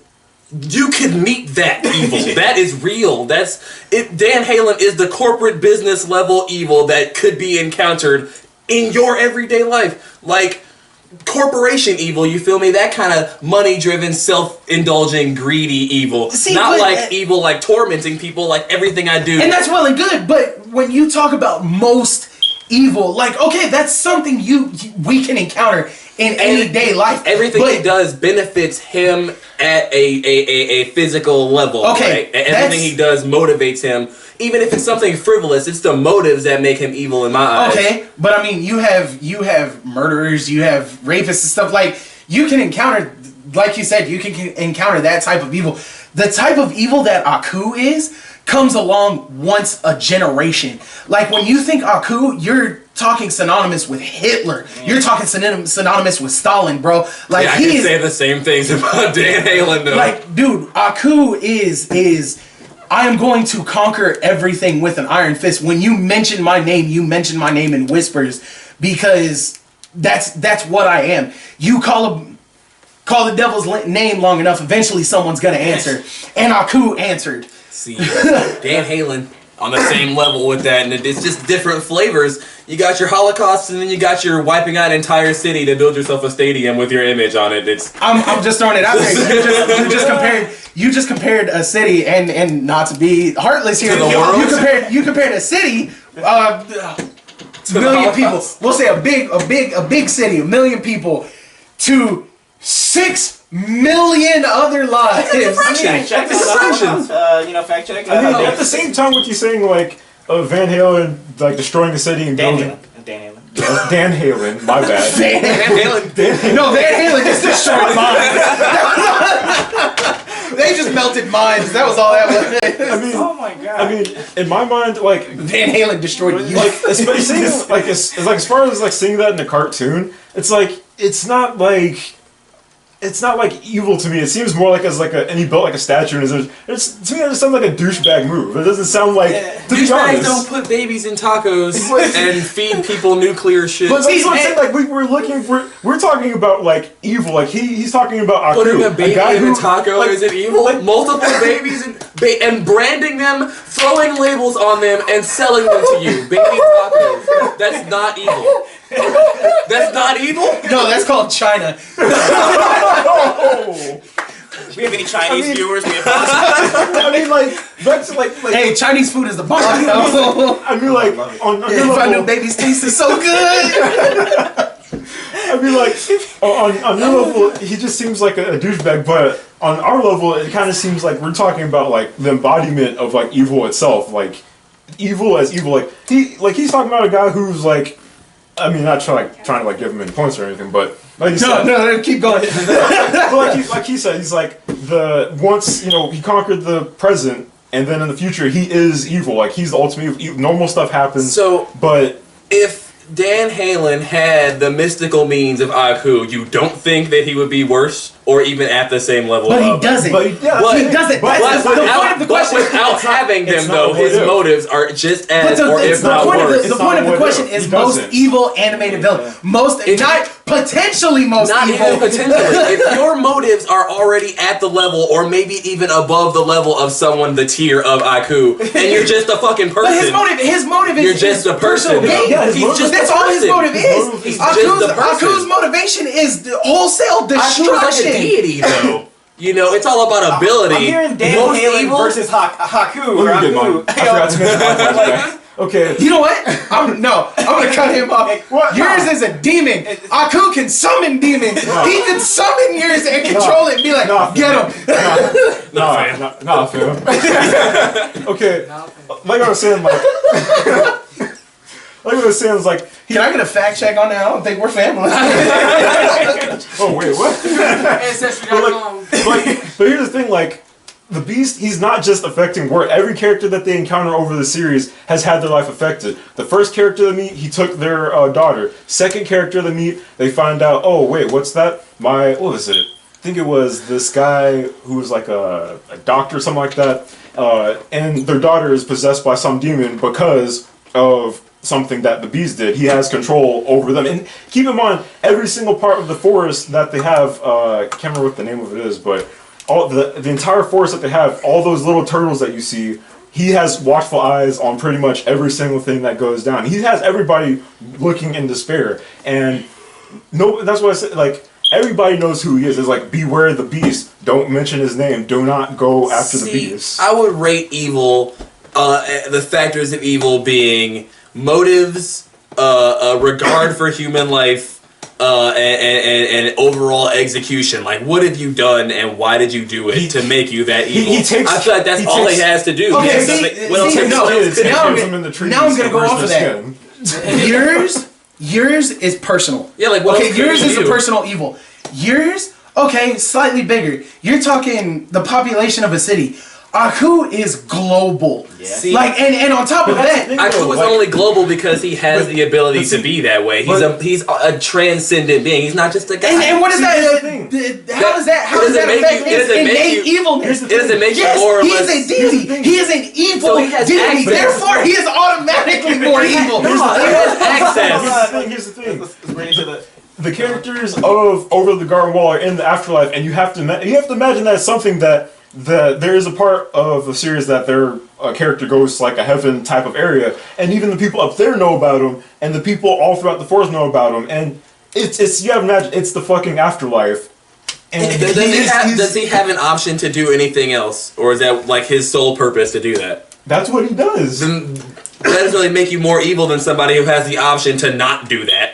If you don't have the option to not do that, It's what you have to do. It's your sole purpose. This guy has the option to not be what he is. You and he just chooses to made do you so. just made my argument for me. Because as you stated, Aku is a deity. He is a god.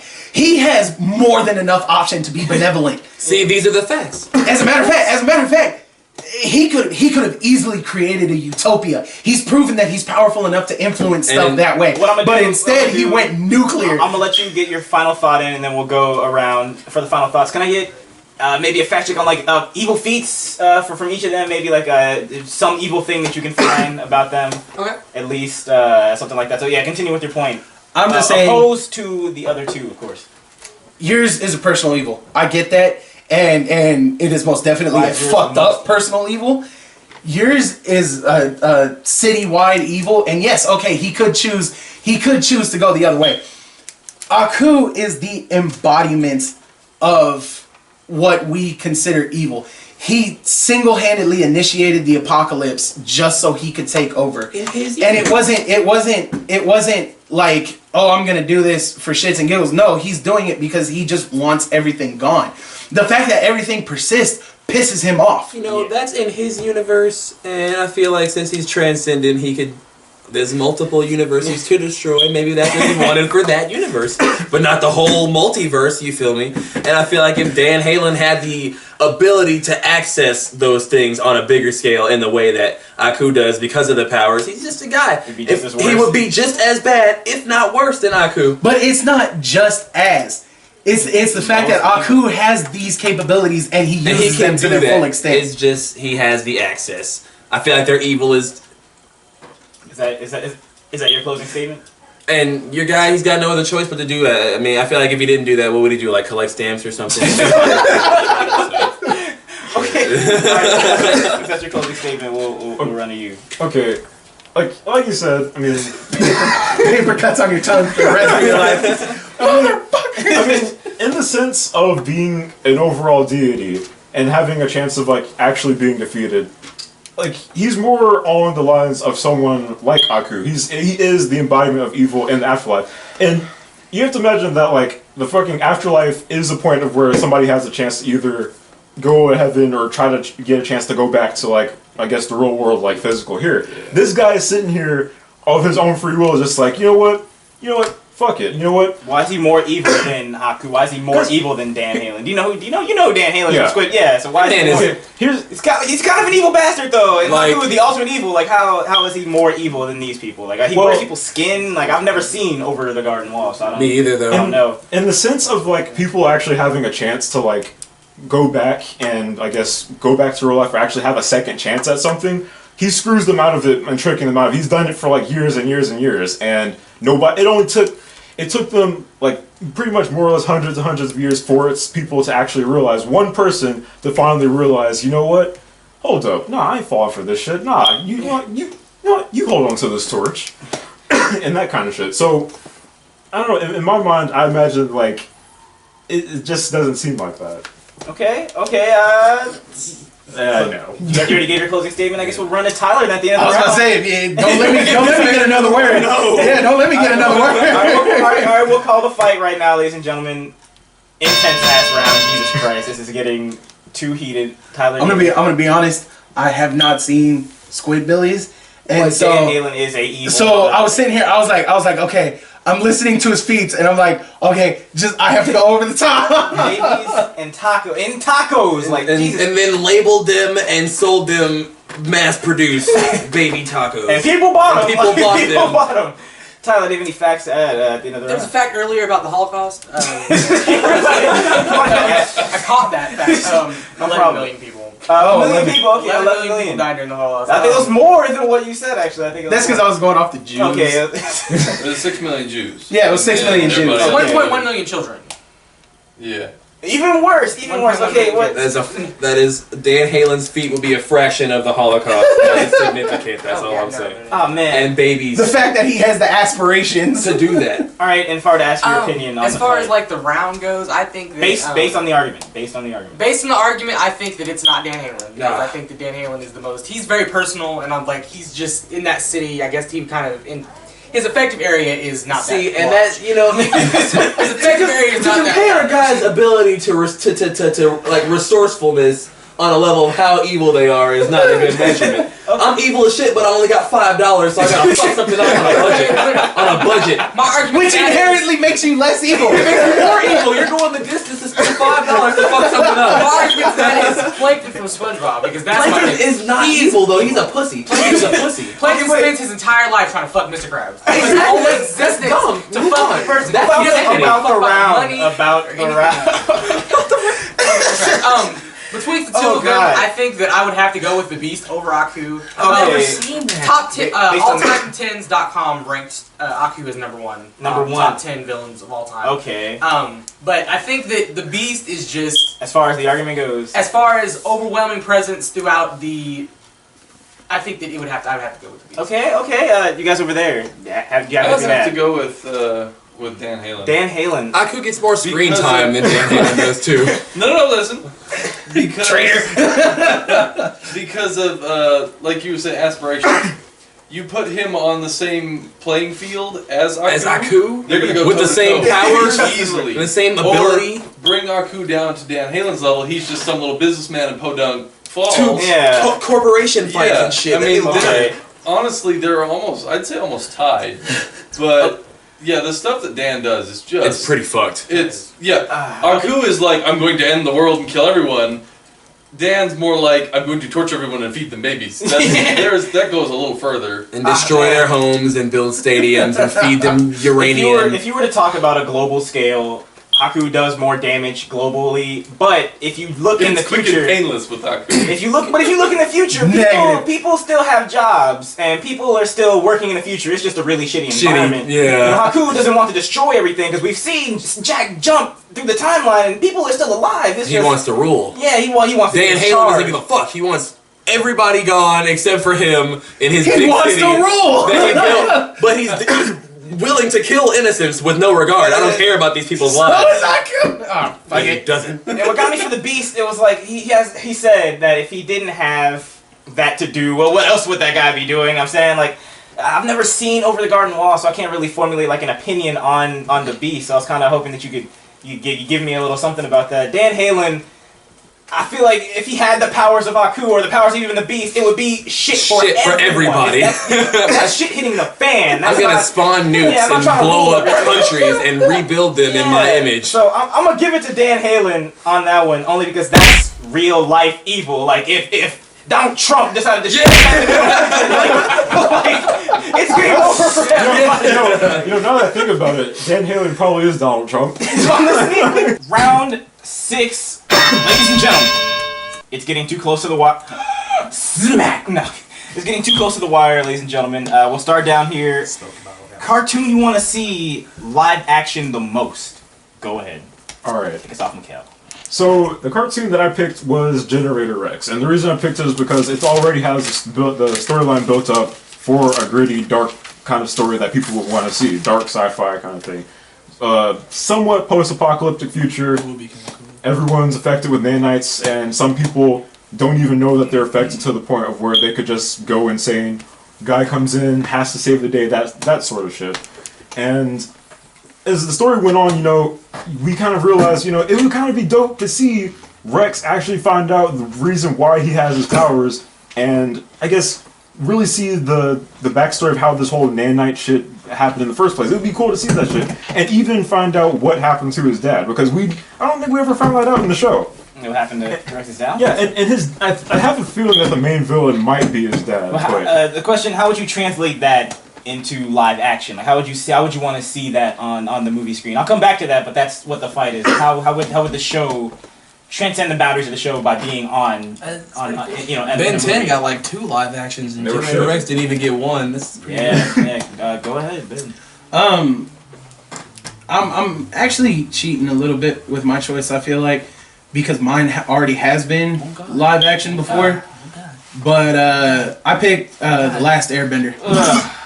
And the reason I picked that is exactly because of that reaction. I was gonna flip that argument. Do it right. Yeah, the series is such a gold standard for cartoons in general. Because of the movie. And let's be honest, when we first heard about the movie, everyone was hyped. Yeah. Like there is no oh man that couldn't have been. No, it is ripe for live action pickings. Yeah. I think you get the right director behind it, you get the right crew behind it, you get someone who actually cares about the lore.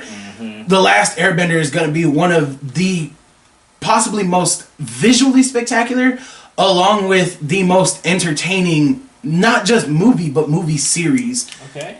in live action. All right. Well, okay. Damn. We'll come back. That's pretty good. I went with American Dragon Jake Long. Ooh. Because Fuck. that would be so freaking great to see live action. Like, imagine, you know, him turning into the dragon, doing the whole dragon up thing, you know, and it hasn't been done before.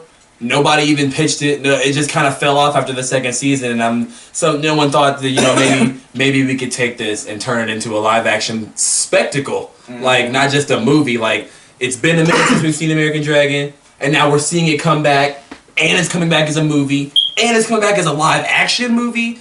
Like, you can even go the distance to get Danny Bascal, the voice of him, to play the dragon form of him. So they wouldn't sound the same, but the audience would hear it and be like, hey, that's the guy. They have a lot to work with for an American Dragon movie. Like, Pretty good they property. got a lot to work with. All right. Fight it out. Why is yours more? Firstly, I'm going to attack you first because I knew you were going to try to flip the argument. Bring it on, let's go. Do you really think that the American movie viewer is going to give Avatar The Last Airbender the movie the benefit of the doubt after that? Oh yes, as long as you make it known Shyamalan is not the one behind it. Yeah. And as long as you make that known, Michael Bay. and you actually hell no. But no, like They did for Directed Deadpool. by J.J. Abrams. I think like honestly, I know. That'd be cool. when it comes to The Last Airbender, like the thing with yours is unfortunately it did fall off. Bad. Don't get me wrong, it was a good show. I absolutely loved it. But as far as a live action movie, I don't think it has a premise. I think it does. I think it does well as a cartoon, and I think that's its niche, and that's where it stays. What about the younger sister that we never got to see where she went? They could have her in the movie a little bit older.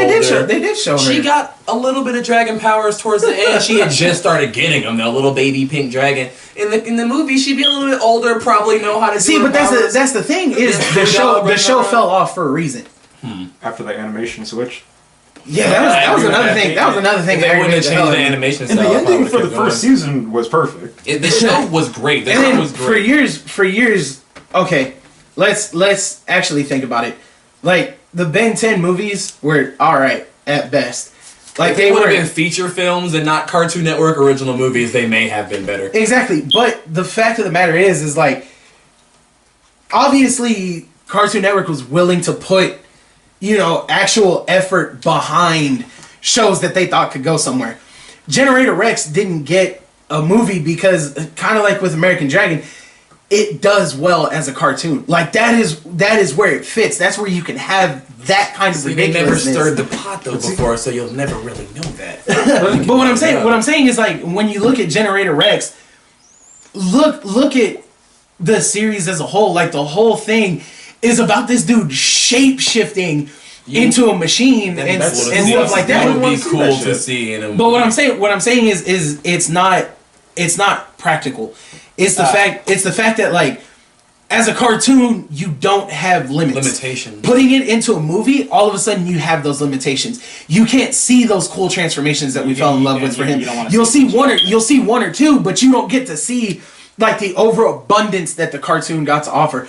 With Last Airbender, The Last Airbender works because it is simplistic. All it's essentially going to be is a wuxia film. It's going to be a martial arts film, which is what it should have been the first time, but Shyamalan decided to shit the bed on that one. Legends of Korra the movie. Yay! This is about to turn into a real fight. You said that would the fans accept another Airbender movie? Probably be split down the middle. You'd probably be the people who want to see if they do it doubt better. They would, but they did for Deadpool. See, Deadpool didn't get a live action movie though. Well, no, but the I don't know what to say the Wolverine Origins. The X-Men Origin. See, that wasn't even Deadpool. I know it wasn't, but it was named Deadpool, and that's where it came from. It was the concept of image Deadpool. of what we Some had. dumbass tried to take his poetic license and wave it all up in the viewer's face, and nobody liked it. And that's what Shyamalan did. And see, yeah, I agree with that. In the sense of like The Last Airbender, I can't help but think like, I mean, I know it's like off topic here, but I can't help but think of Hollywood and all of the anime adaptations of movies they've tried to do before. And M. Night Shyamalan with Avatar was no different. And I don't think that if to try to do a reboot of something that has already been like set in stone, like this movie is shit. No one wants to see this shit. I don't think that. I don't see. Well, how that it goes with the argument he just made when it came to the X-Men Origins movie. Deadpool was set in stone. That was the Deadpool we had for film. But people were so pissed off that they called for a Deadpool film. And it's the same with The Last Airbender. So many people have called for a better Airbender movie. Can we check that? And the fact Last Airbender. The fact of the matter is, you bring up the anime argument. You're correct. Anime does not translate well to movies. Last Airbender isn't really an anime. It is a Western made. It is a Western series though. You're not translating. But here's the thing: everything from that show was inspired by Eastern culture, especially really the animation. And that's fine. It can be inspired by Eastern culture. We have American-made martial arts movies. The Boondocks was inspired by anime. They even pulled scenes the fact from like Naruto Shippuden for fight scenes in the Boondocks. It was animated. Fact confirmation. Not only is there like a large following for the Avatar: The Last Airbender 2, M. Night Shyamalan has confirmed the Avatar: The Last Airbender 2 movie coming out. It's gonna And be it's shit. directed by him, so it's gonna be shit. See, and that's the thing. Wow. I want one that gets away from him. Yeah. Because the series itself isn't tainted. Maybe he'll It do is better. him. But if you look at it, like, look at how much the Western culture, us, are embracing martial arts movies now. Like one of the most hyped action movies was So major martial arts movie release, hypothetically. American Dragon, Jake Long, Avatar reboot. I'm sorry, Avatar's gonna get it. I go with Jake Long. They're gonna make a Of martial course arts you would, movie. because you're gonna go against my A argument. martial arts movie rendition of I have a- American Dragon, Jake I have a Long. question. Out of all the movies here, which one would you go see that isn't your own? If you were to go to the movie theater and you were to see American Generator Dragon, Rex would be sick to see on a big screen if they did it right, dude. No bull. I feel like it'd be a heap of fucking CGI effects and crap though, but it would be kind of cool. Like, honestly, on that, like, you said, like, which one would you go see that wasn't your own? I would go see Jake Long. You go see Jake Long. Which one would you? I'm gonna be honest. Just because I would be terrified of the mess that they would make of Generator Rex, I'd have to go with American Dragon. It wouldn't be a CGI shit fest. It'd be like one-time CGI for when he turns into the dragon. And it might To be do fair, well. I haven't heard why American Dragon is better to see on screen than these two. I've heard why. American Dragon has way more stuff that they could like grab onto to bring to the movie that will be better in a movie than in a cartoon. Like just seeing him turn into a dragon on the What demographic movie. is each of your movies trying to appeal to? Like, well, if you would have a rating for your movie? How old were you when American Dragon was on TV? Ah, man, the Disney Channel. This is like middle school. So everybody who was in middle school, who is now 20 and 22 years old now, sees a martial arts style rendition movie of the original American Dragon Jake Long series, like a trailer for it. We're all gonna shit our pants to go see it. Like if they were saying they're about to make a live action Kim Possible movie, everybody who was in middle school but in my year would be going to go see that. The thing with American Dragon though is it isn't the spectacle that you go to see. It's actually the decent characters. Like for American Dragon, like Foo Dog running around. but everybody Food would go see it and be disappointed because he didn't turn into a dragon until the end. I don't think that's how they would do that at all. Like that's exactly how they do it. No, that's not how they're gonna do that. But- Buki. That'd be horrible. But like if you don't yield on every opportunity to have Jake turn into a dragon, you're not doing the movie and if right. you go, if you want to go to the demographic route, I don't have a demographic. my demographic is everyone. Mm-hmm. Because Avatar: The Last Airbender is universally accepted by everyone. As far as ticket sales go, I still feel like it'd be the same people who were watching American Dragon when they were watching Avatar on TV. Not necessarily. Like The Incredibles 3.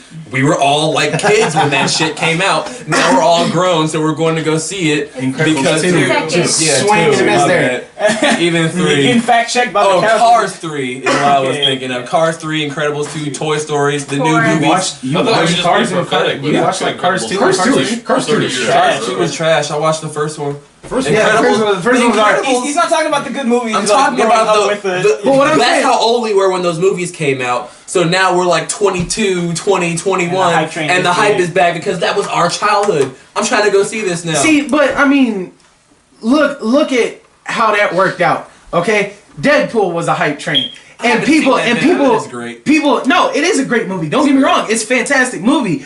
But people aren't intelligent when they go see movies. No. So they're gonna take people who don't need to be in that particular movie. You see what I'm saying? Yeah. Like yes, our demographic would be like, holy shit, there's an American Yeah. Dragon.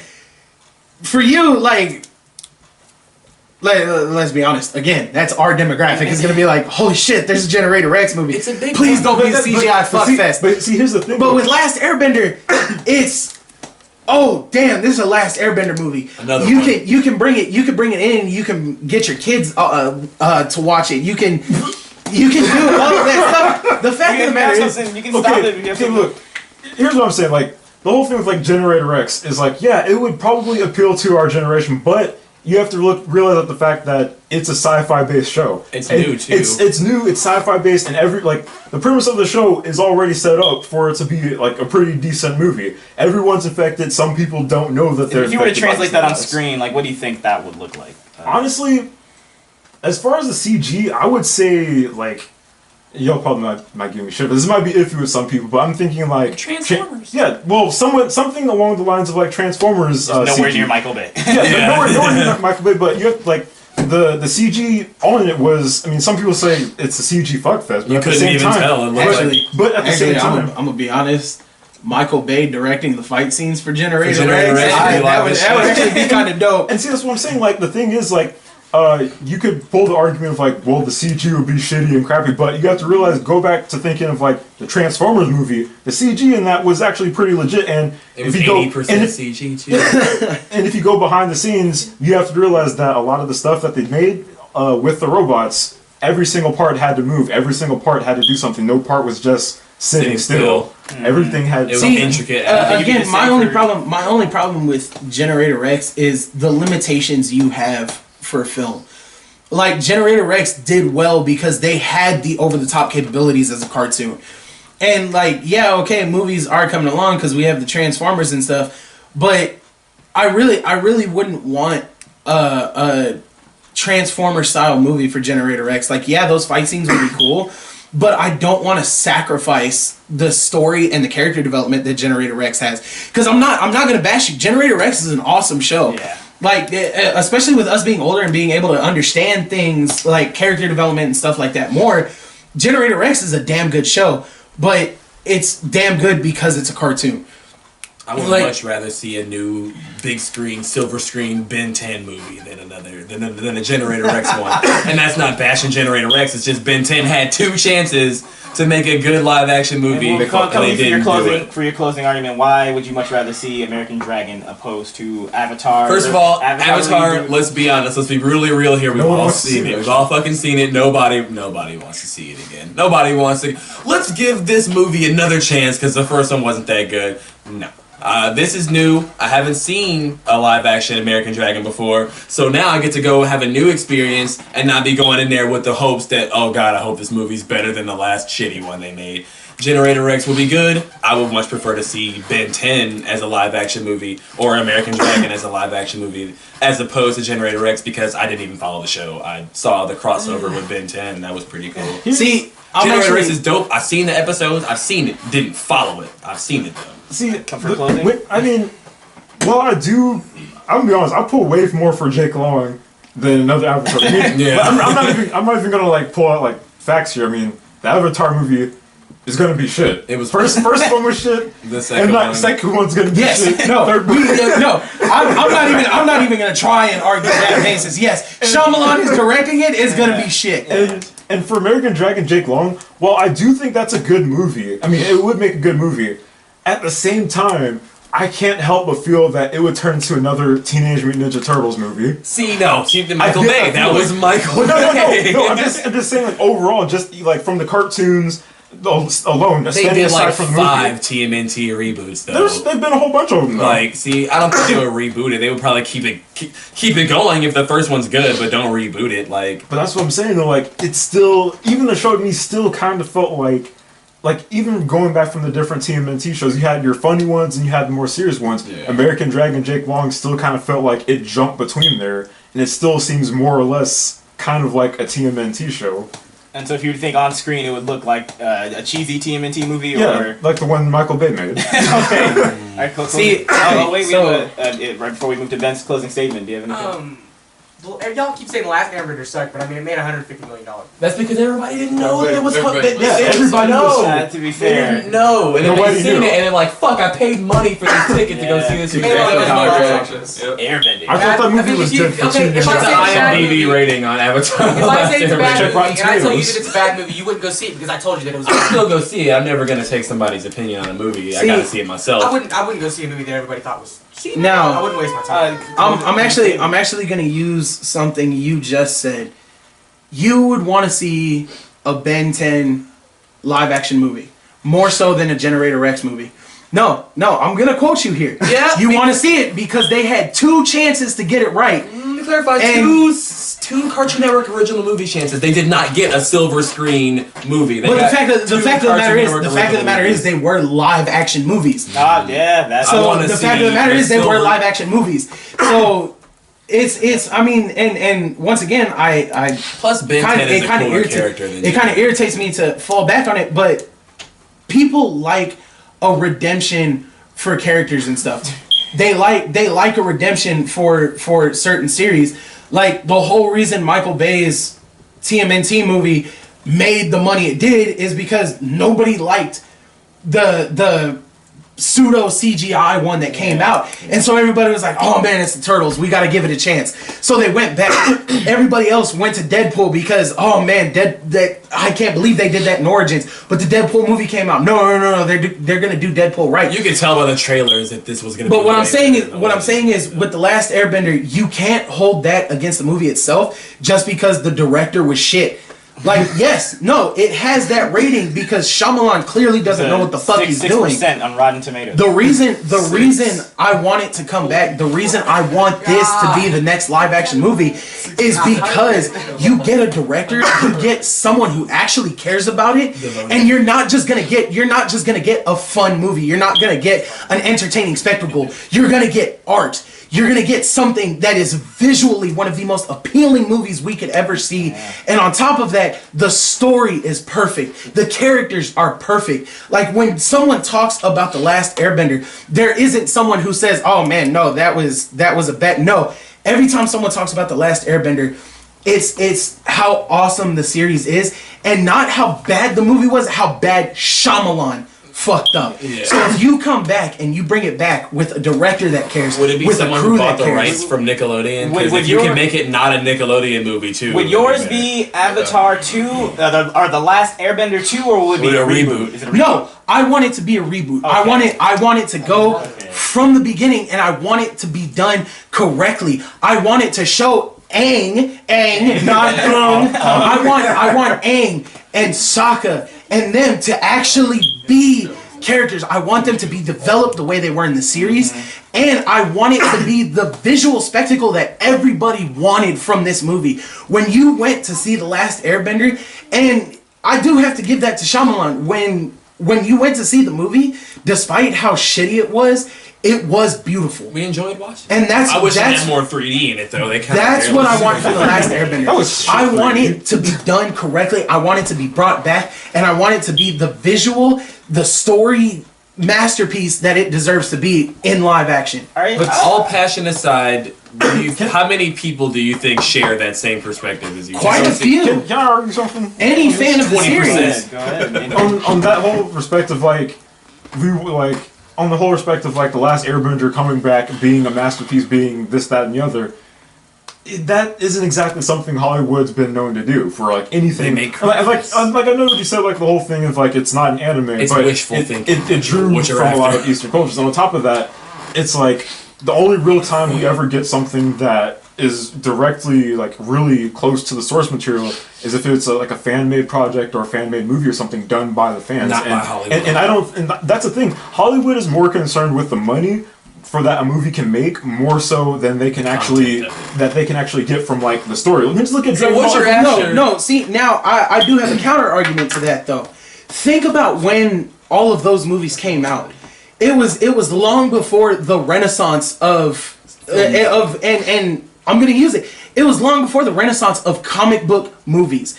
Comic book movies have opened the gateway to things like a Jake Long movie or a Generator Rex movie or a true Last Airbender movie, because they have taken those things that are meant to be taboo. Think about before the MCU came into existence as we know it. Think about all the Marvel movies that came out before that. Spider-Man, Ghost Rider. You have Ghost Rider with Blade. Trash. All of those. Exactly. But you got someone who gave a damn about the source material. You got someone who cared. Yeah, like back then, Shyamalan was a high-ranking director. That's why everybody wanted him. But if you give someone who doesn't have a correct vision, of course the movie's going to be shit. But to say Hollywood consistently screws up things like this, that's incorrect. Like, look at the top grossing movies. The Guardians of the Galaxy. Deadpool, for Christ's sake. Dude, Deadpool broke Star Wars like in half the time Star Wars. That's what I'm saying. Like, there is a renaissance going on in Hollywood now where things like this can be given the love and attention that they deserve in Hollywood. I feel like, it's wishful thinking. But what are for the you chances of that happening? Because bro? Avatar is old. Extremely high. All right, I'm gonna call the round. Jesus Christ! It is getting intense in here. It is getting intense. What do you guys think about the round? What do you guys think?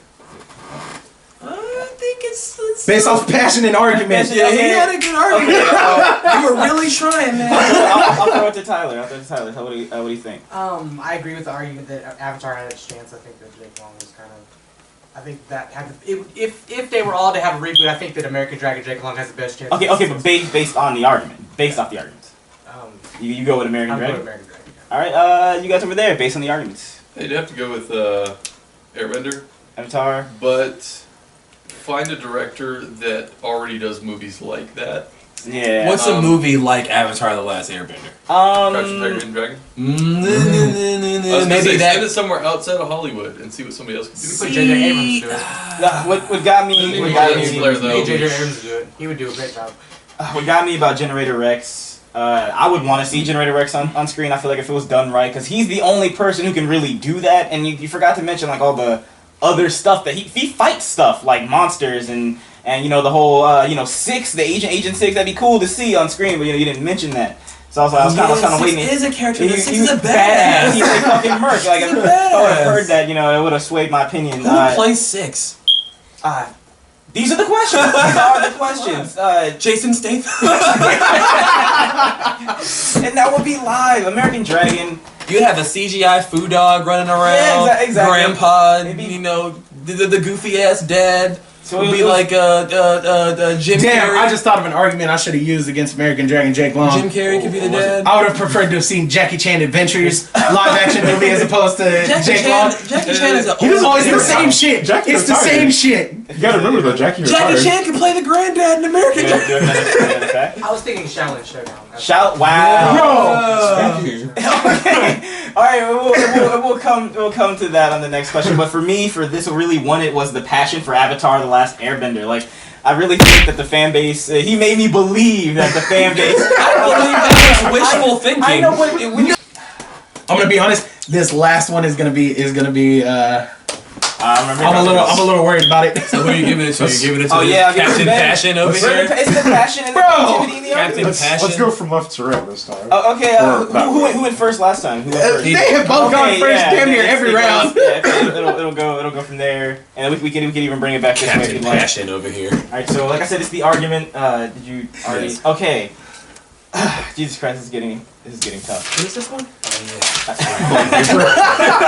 Like that sheet of paper. Round 7. This might be my featured question. I don't know yet. You know how they have. I don't know if you guys have all seen movie fights. They have a featured question. This might be my featured question. This or biggest cartoon douchebag because that was really funny. Pitch a gritty reboot of an animated show. A gritty. When I say gritty, I mean it can be raunchy. It can be rated R. This and that. Take your interpretation of gritty as you'd like. Yeah. Ben, you can start it off. Okay, so I'm actually. Oh God. You were bashing on it earlier. I want a gritty reboot of Adventure Time. Woo. Wow. And Wow. Imagine that. the reason I want to go with this is because if you actually look at the series and the backing for it, the series itself is already dark as shit. It is. And I want to bring that to the forefront. Bring the dark to the light. Yeah, instead of it being that kind of happy-go-lucky, it already has a lot of subtle references to some dark and depressing shit. Yeah, especially later on in the show. What I want is a series that's just all around kind of that tone, with the lulls being the little funny parts that it has. Okay. And being those little tributes that it does to certain things, because it's perfect for it.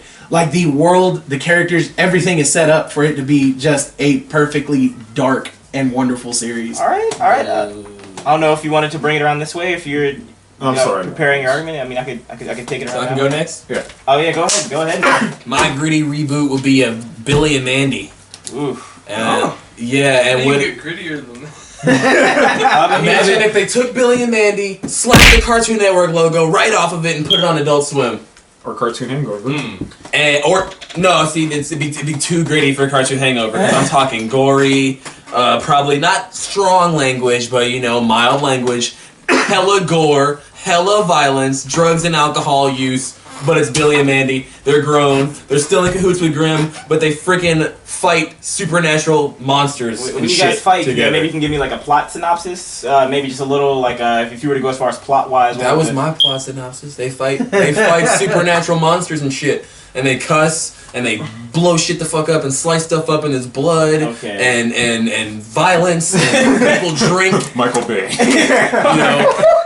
All right, and Mikkel, we'll come over this way to the anime Blaze, who seems to be writing something. What are you? Nice handwriting, BT Dubs. Yeah, he's taking notes on our shit. Billy and Mandy. He's trying to figure out how to counter argue these plots. Yeah. Yeah, go ahead, man. Try to sell me yours. I don't know if you need. What were you gonna do a reboot Imagine of? how evil Mandy would be if she I know she fucked it up. She be killing people and relentlessly killing people, like with that blank face that she has all the time. Grimm would have to pull her back and be like, that's my Like, job. that's enough. Stop. That could be like the climactic part of the season. You know what I'm saying? Right before it ends.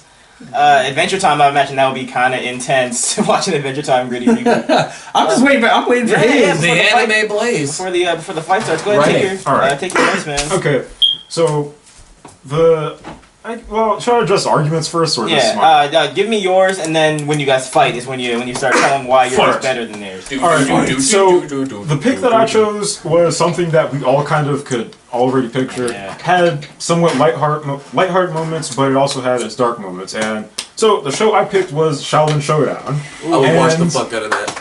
And I mean, if you look at it, we already had moments in the show where Wuya pretty much more or less was on the verge of taking over the world. Yeah, pretty close. And imagine that same spectacle, and instead of the whole silly slapstick humor of the Shingon Wu battles, imagine if characters actually fucking fought to the death and bled. fucking bled and shit, the orb of tsunami drowned people with that shit, the changing chopsticks, that shit, all that Shingon. Bro, that tornado blade. Yeah, Imagine all of that shit in real life time. Mortal Kombat type shit. Yeah, imagine that but on the grander scale of where it's like this literally is a battle between light and darkness, and the one who claims to be the darkness is just literally playing everybody just so she can get to the top and just rule over everything. Get her body back. Yeah, get her body back. All right, fight. Okay, so first of all, what's the bigger demand here? Shaolin Showdown was good. It's a great show. I love Shaolin Showdown. It was sick. I watched it through both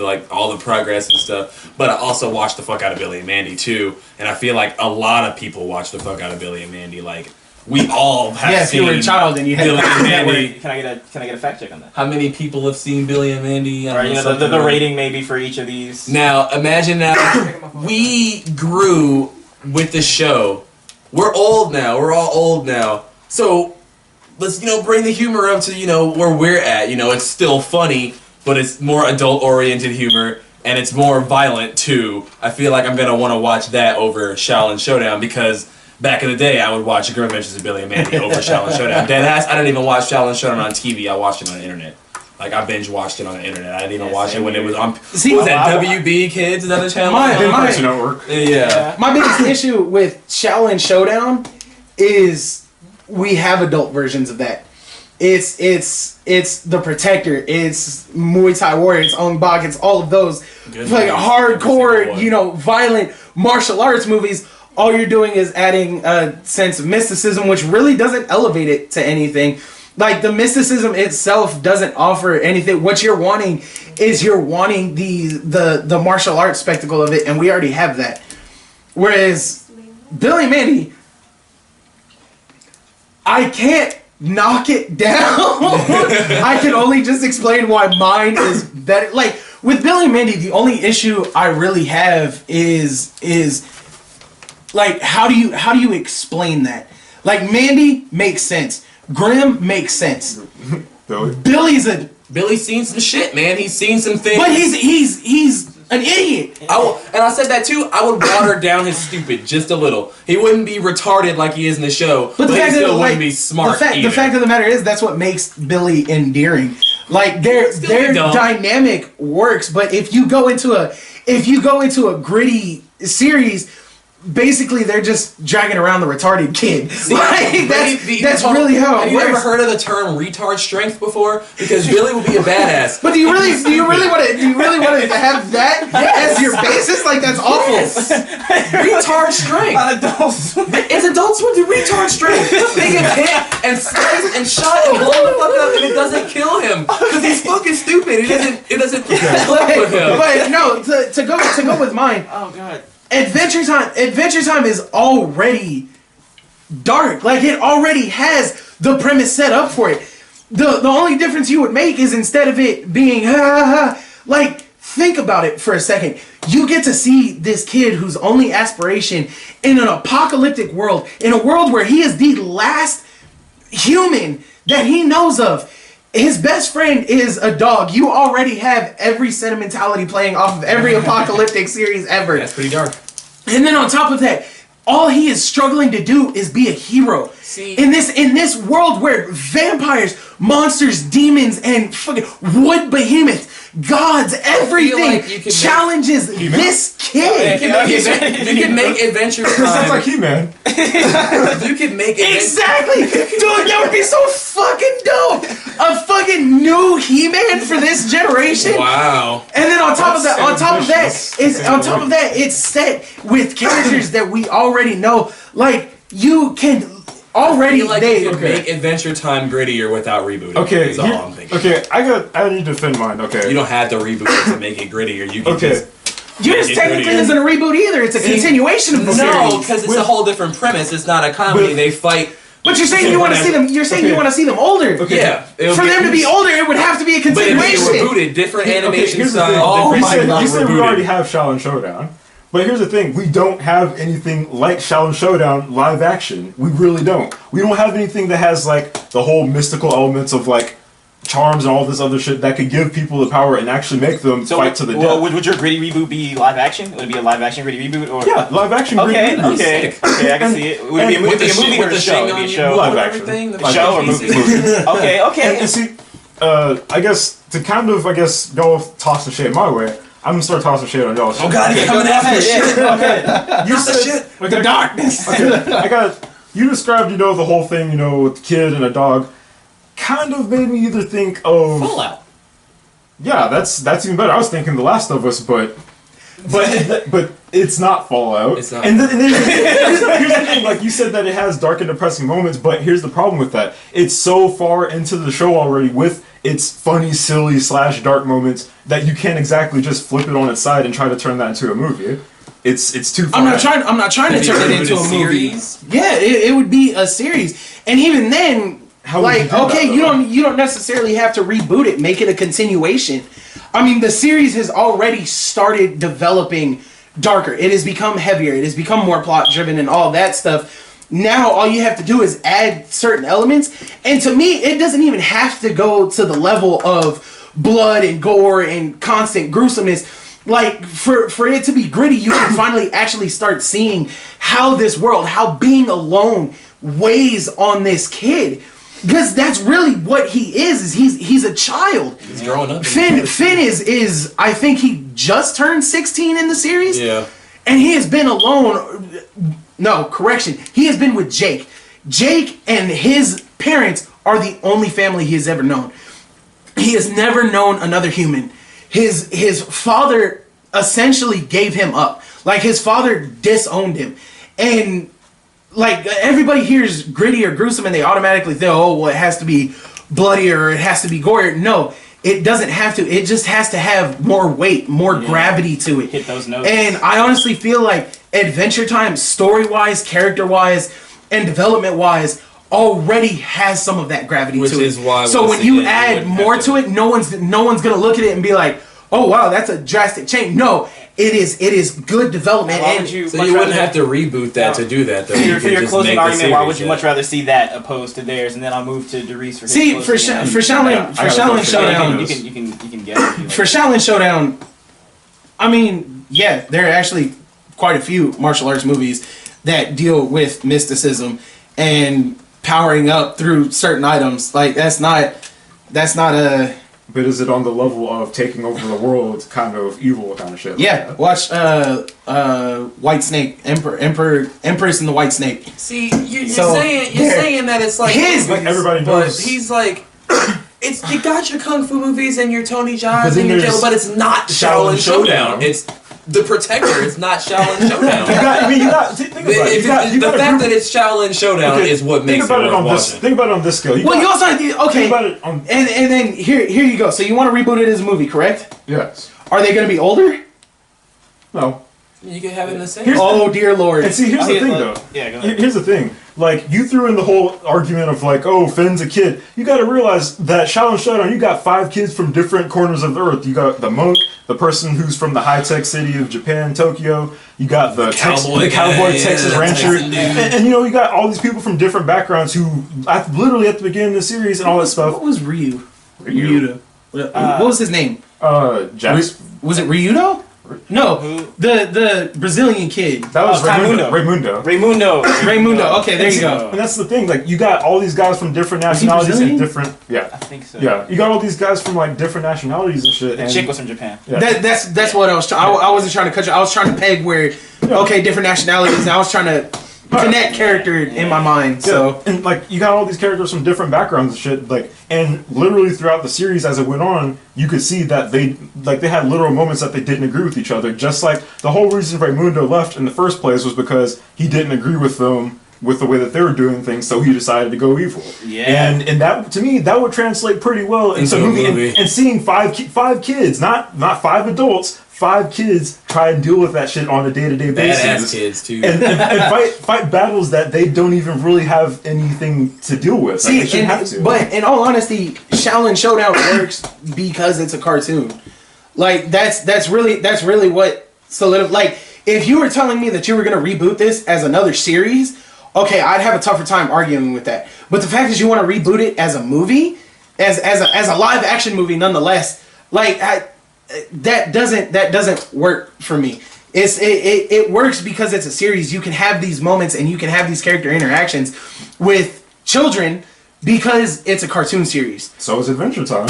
But I don't want Adventure Time to be a live action series. I want it to be a cartoon. I want it to stay as a cartoon. See, I feel like with Adventure Time, you have so many opportunities when you use. It's gonna be your closing. When you use the term gritty reboot. Yeah, Billy and Mandy. I'm sorry. Yeah, you guys can keep fighting. Gritty. When you use the term gritty reboot, and you take a show like Adventure Time, you have so many opportunities to actually be gritty, and it's like you're trying to choose the sad, dark path, and I don't want to watch that. I mean, I don't want to watch that. Adventure Time is already dark, and the undertones are enough to make you go, wow, that's kind of dark, and it makes you sit and think about it. But if you just pile on the dark, it's going to be like, wow, I'm going to...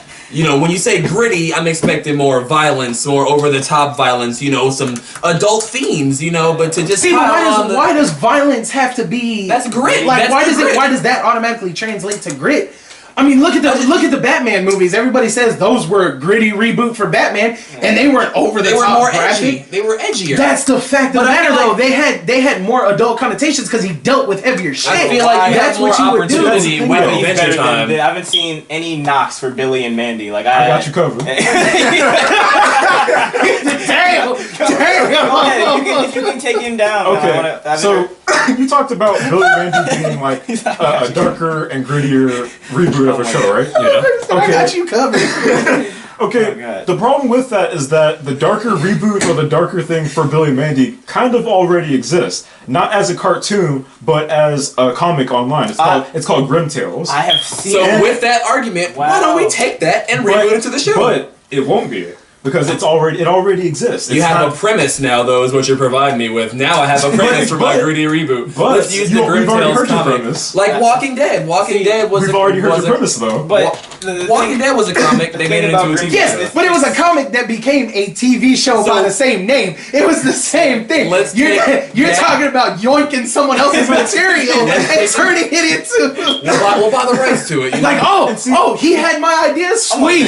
That's mine now. Make it a collaborative thing. And see, that's the thing too. Art styles and shit. And see, on that same note, it's like, a lot of that stuff already exists. We got, I guess that same note of Grim Tales, we got Powerpuff Girls Doujinshi, which is... We don't have it as a TV show, though. I don't want to read it. It's a darker version where all the cartoons are in there. Characters die. I've seen it. It's actually really nice. Like, Grim Tales is pretty intense. See, but it's not a TV show, but it's a comic. But that's the problem. You already used your premise, though. Yeah, but I still want it as a TV show. I don't want it as a comic. At the same time, you talk about mine like, Adventure Time already has those darker undertones, and if you pile it on, it's the same shit. But it's the same shit with Billy and Mandy. There's more Billy opportunities. And Mandy already has sadistically dark undertones. What I'm saying is there's more opportunities in Adventure Time to provide a different type of gritty rather than piling in more dark to our show. There are multiple times in Grim Adventures of Billy and Mandy to offer darker tones too, and more grittier moments. But just like Adventure Time, they go the lighter route.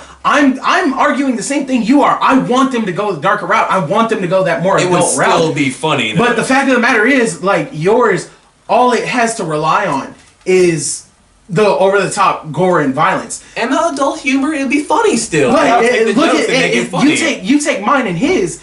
And I'll gladly argue for his on this one. You take mine and his. Not only do we have the darker moments, but we have character development, we have plot development, we have things that you actually give a damn about as far as like these characters going through these struggles. You're talking about like, Billy makes a fart choke and then beats someone. When did you hear me say that? Whoa! When did you hear me say that? Your whole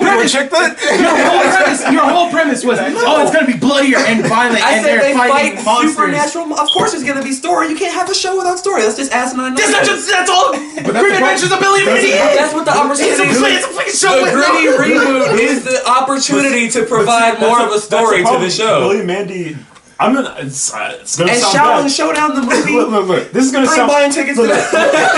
Look. This is gonna sound bad, but Billy and Mandy has no story. But that's why you can give it the power of creative writing. You can't just come up with something off the fly. Why not? I'm a writer. What the hell? That's what writers do. They come right. Hold on. I'm gonna call it. I think I have a pretty good... I have one more argument. One more.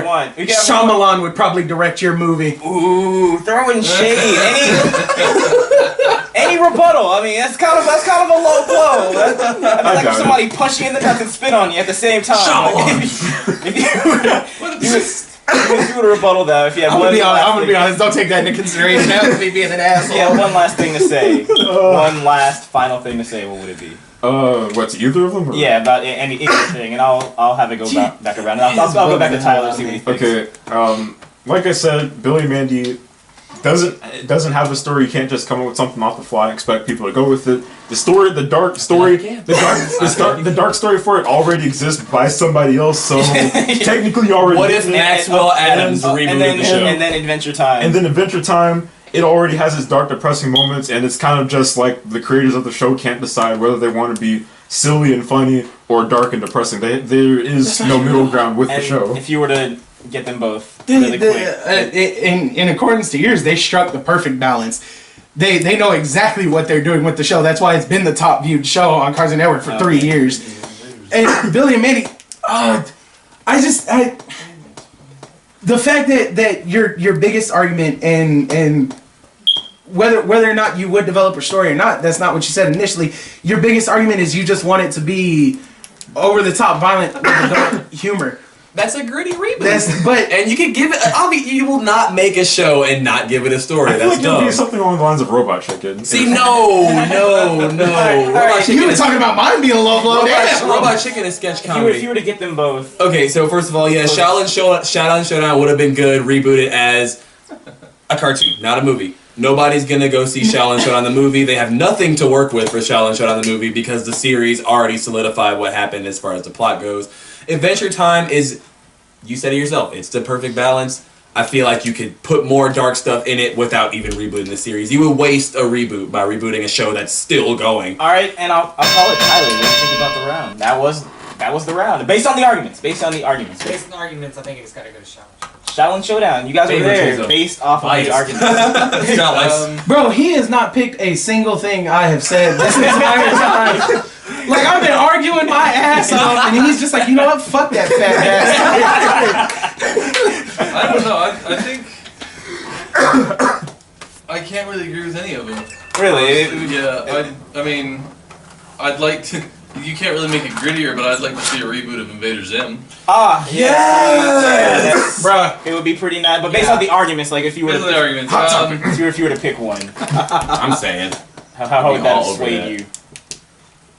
Hot Topic. It's somewhere between Adventure Time and Billy and Mandy. Time and Billy and Mandy? Mandy.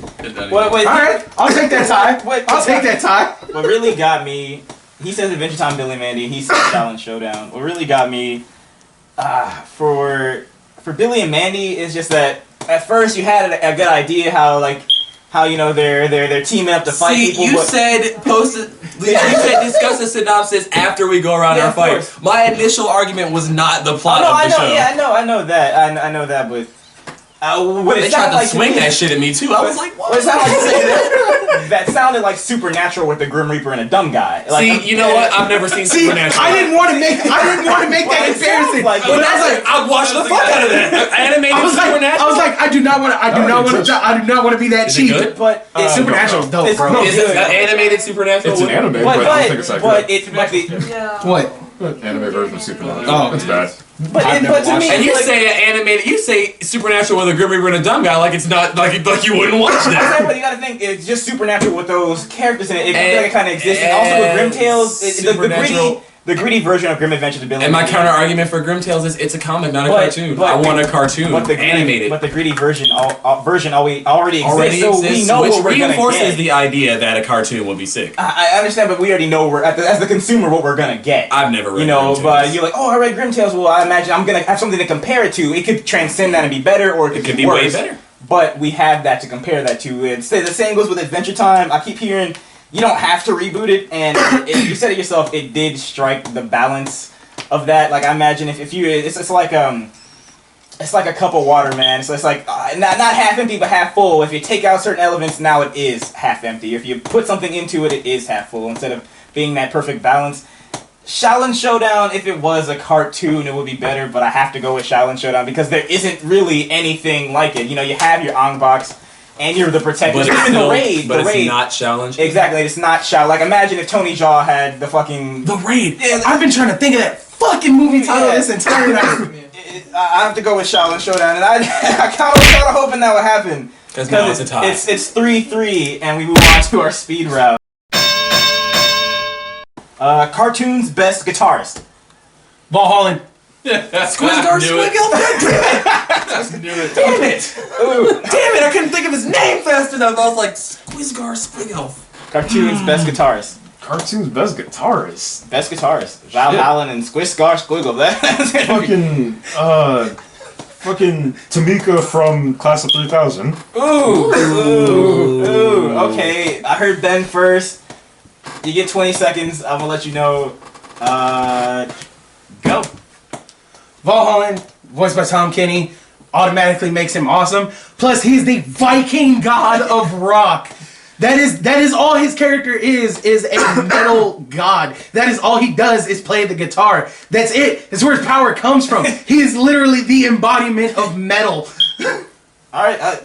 20 seconds. What? All right. You said Squizgar Squiggle for 20 seconds. Go. Squizgar Squiggle is the ultimate guitar god, dude. Like, if you put Valhalla and Squizgar Squiggle in a battle, they would be like this. Like this, man. The Valhalla has powers. He was the host of the Ultimate Super Finger Guitar Tutorial. He taught everyone guitar. He is guitar.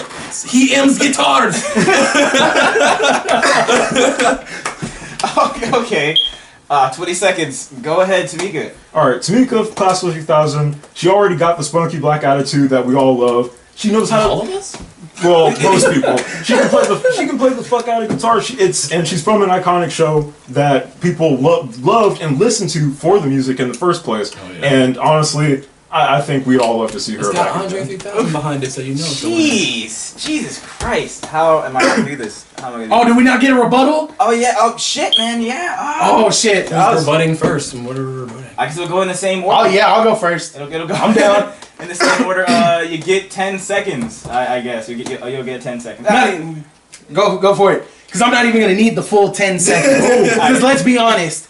Yes, okay, you stated, oh, he taught people how to play. Yes, she's in Class 3000. We listened to it for the music. He is the Viking god of rock. They pray to him so they can play. He is the metal god. That is it. They pray to him. That's why they can play. I'll give it to him. Damn, wow, I'll clear the timer. 10 seconds, man. Go. Alright, so if Squizgar Squiggle had the same supernatural Asgardian powers, you don't think that he could take down Valhalla in an ultimate guitar duel for the motherfucking ages, dude? The ages! Jesus Christ, go. Damn, We'll call it. Damn, 10 seconds, man. Go. Alright, Valhalla. We already know he's kind of a rip-off guitarist. Based off a real person, kind of already exists. Don't need to see him. He's a squid playing guitar. Hold on, who is he a ripoff of? Thor, isn't he? Thor? I was gonna say, can we fact check that? Is Squizgar Squiggle a squid? Sounds like a squid name. Nah, Metalocalypse, He's dude. like Norwegian. Oh Discredited. man, wow. Base. He's Norwegian! Are you serious? That automatically wins my argument! If based on the argument, I'll go to the couch. Tyler, what do you think? Gotta go with Val. Valhalla. Please tell this man that Squizgar Squiggle is not a squid. Sounds like a squid name. All right. That discredits Mikkel. See, now I You're have to give it to Scandinavian you, though, because right? his You said what? Yes, yes, he is. Somewhere up in Scandinavian countries, so that means that they Scandinavia. would most likely Be praying to Valhalla. Valhalla. Okay. Damn. Wow. I'm gonna have to go with Valhalla. So what I'm gonna do is he's gonna move on into the final speed round. I guess I'll give him that point, and then it'll be you guys in one more.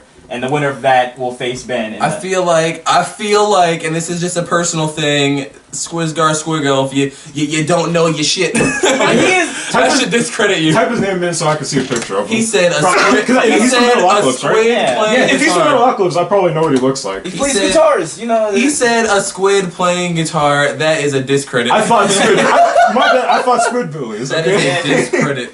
You are disqualified. dude. It took me. sir. And I'm gonna be honest. It took me a whole minute to figure out who he was talking about. Yeah, He He really was is the like best that. guitar player on earth. He was I was shredding. like that name. He picked up one of the old guitars and started shredding, and it didn't even sound cool because it was such an old guitar. It was so dope. But Oh. Yeah, okay, His him. guitar.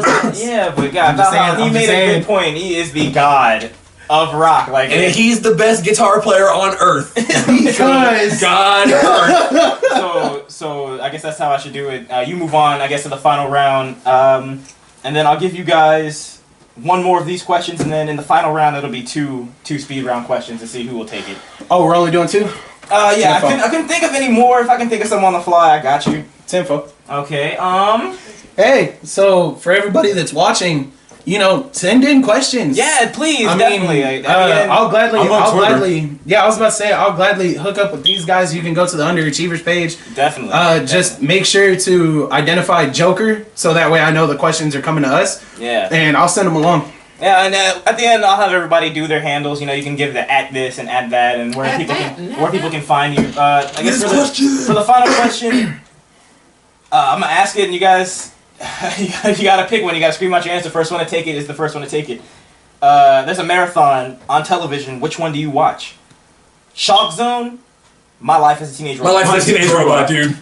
I heard him say it first. Yeah. You got Shock Zone. My Life as a Teenage Yeah. Robot. You got 20 seconds. Go. Alright, so for Chalk Zone, of course, you have nostalgia. Everyone loves nostalgia. Chalk Zone is a good show. I'm not knocking Chalk Zone, but My Life as a Teenage Robot was way more enticing. You can watch her develop and get better with her powers. She gets more like parts and shit. It had more watch value than Chalk Zone. When you watch Chalk Zone, you expect the same thing. He's gonna draw the circle on the chalkboard and go into Chalk Zone, and Rudy's got the chalk and all that. Yeah. Okay.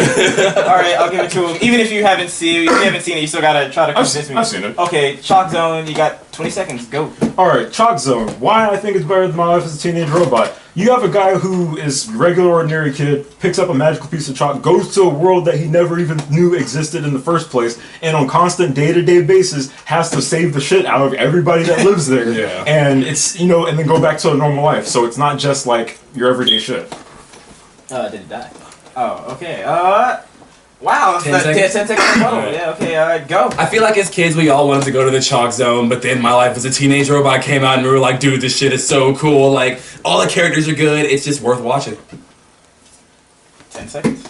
A marathon? We've seen robots with personality before. Robot Jones, yeah, and we all want to still go to the Chalk Zone, and yeah, there you go. See... What would you rather watch a marathon of, though? You're talking a marathon. No, This is the argument's over. The argument's over, because that's the argument I would have made. That was the argument I would have made. It's been like, which one do you want a marathon I for? don't want to watch it. But you didn't say it in the argument. Ben, I'll go to you first. Who do you think had the most convincing argument? In all honesty, he won it for me when he was like, we all still want to go to the Chalk Zone. Like, every single one of us does, so. Okay, Tyler. Oh, go on a Chalk Zone over there.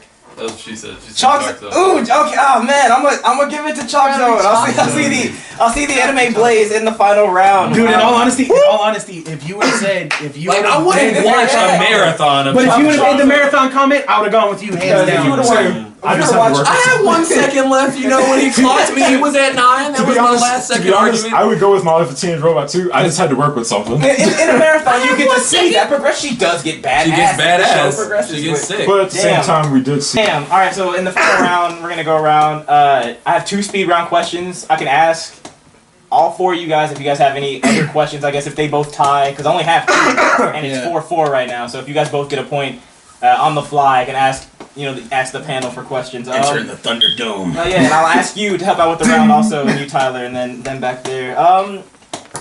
Let's see, which one should I go with? Okay, best cartoon or even cartoon make, it doesn't matter, but it has to be animated and has to be good that you can only find online. You can't find it on Netflix, can't see it on TV. Wait, hold on. What's the question? Best cartoon you can only find online. I know.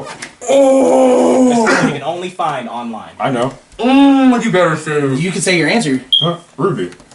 No, not even a cartoon, but It is though. It's animated I work. wouldn't have said that. Animated work. Ruby, RWBY. Shit. One of you guys better say it. Ah man, you got a lot to choose from. If he doesn't There's say stuff it, on I'll just- YouTube. I honestly can't think of anything. Parodies count. Oh my Cartoon parodies goodness. also count. Cartoon parodies and shows can count. I probably know. Fucking slayed this question. See, I probably know what he's talking about. Yeah, I can't think of anything. I'm gonna have to give him the point. If you can't think of anything else. Wait, no. Best- Parodies count? Yes, parodies count. Yes. Parodies count. Hellsing Abridged. Hellsing.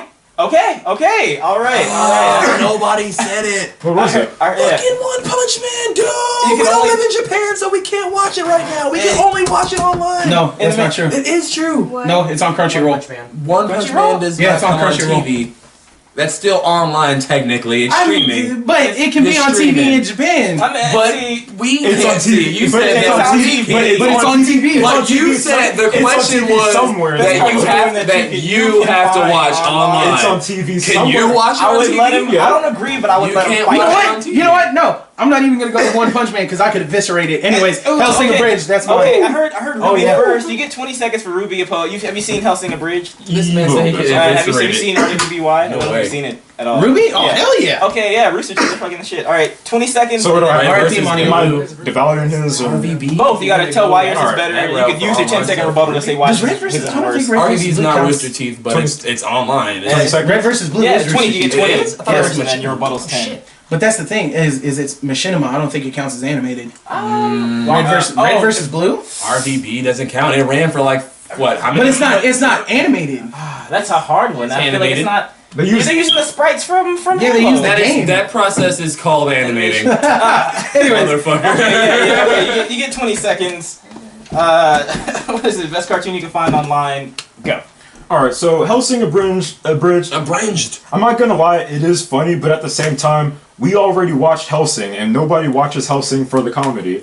Ruby has a bunch of different elements of being funny, as well as having its darker moments, especially with season 3's ending, and seeing as how things are gonna go later on in the series. I think we all know. We I all want know. Naruto the abridged. All right, spoiler alerts if anybody wants to wait for the You see gnarly that? shit that's season 3. The Naruto abridged Uh, parody. Yeah, Naruto by Little Karibo. Check that out also.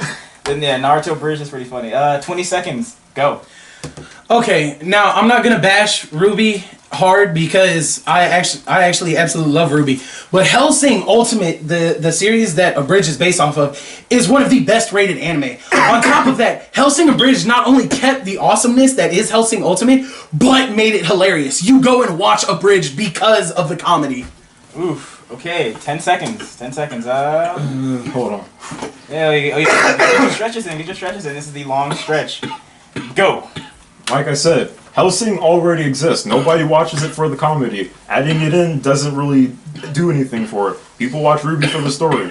There you go. Ooh, he's calling it for the story. 10 seconds.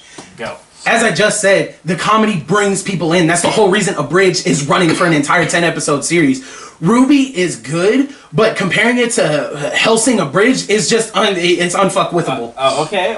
Is that a word? Unfuckwithable, yes. Can we have a fact check on We got a that? fact check on It's also a song. CM Punk said it, so it has to be a word. Let's It's check a our song by dictionary. Kid Cudi. Okay, based on the arguments, who would you go with? Would you go with Ruby or would you go Ruby is really good. based on the arguments? See, I've never seen Hellsing Abridged. Bro, damn. It's worth it. It's so good. I don't doubt an abridged series are funny. Dude, go as watch shit. it. Dude, go No, watch One it. Yeah, thing Bridge you is didn't funny. mention, Team 4-Star. They have credibility as fuck. You didn't say Team 4-Star. That's why I mentioned the comedy. Yeah. I should have mentioned it. Tyler, what do you think? What do you think? Unfuckwithable. The definition for the word unfuckwithable is when you're truly at peace and in touch with yourself. Nothing anyone says or does bothers you, and no negativity can. Pretty much Hellsing the way Abridged. I live my life on a daily basis. Oh, wait. In that light, I'm gonna have to go with Wait, here's something. Unfuckwithable. Under the false impression that you are at the pinnacle, untouchable, or otherwise impervious to any Counter physical definition. or physical Well, attack. see, I got my definition. Mine was on Urban Dictionary. So was mine. I got two Urban Dictionary. He's the fact checker. No, he's the fact checker. That's what I'm going with. I checked my facts. It's official. It's official because it comes from him. He's the fact checker. I'm the fact checker. I don't give a shit. He's the fact checker. Synonymous. Mine was on. Based on the arguments, we'll go over there to the left side of the couch. What did you guys think based on the arguments? I haven't seen Ruby, so I don't really. You haven't seen it. Yeah, it is. It is a good series. I watched To it. be going Hellsing Abridged. Wow.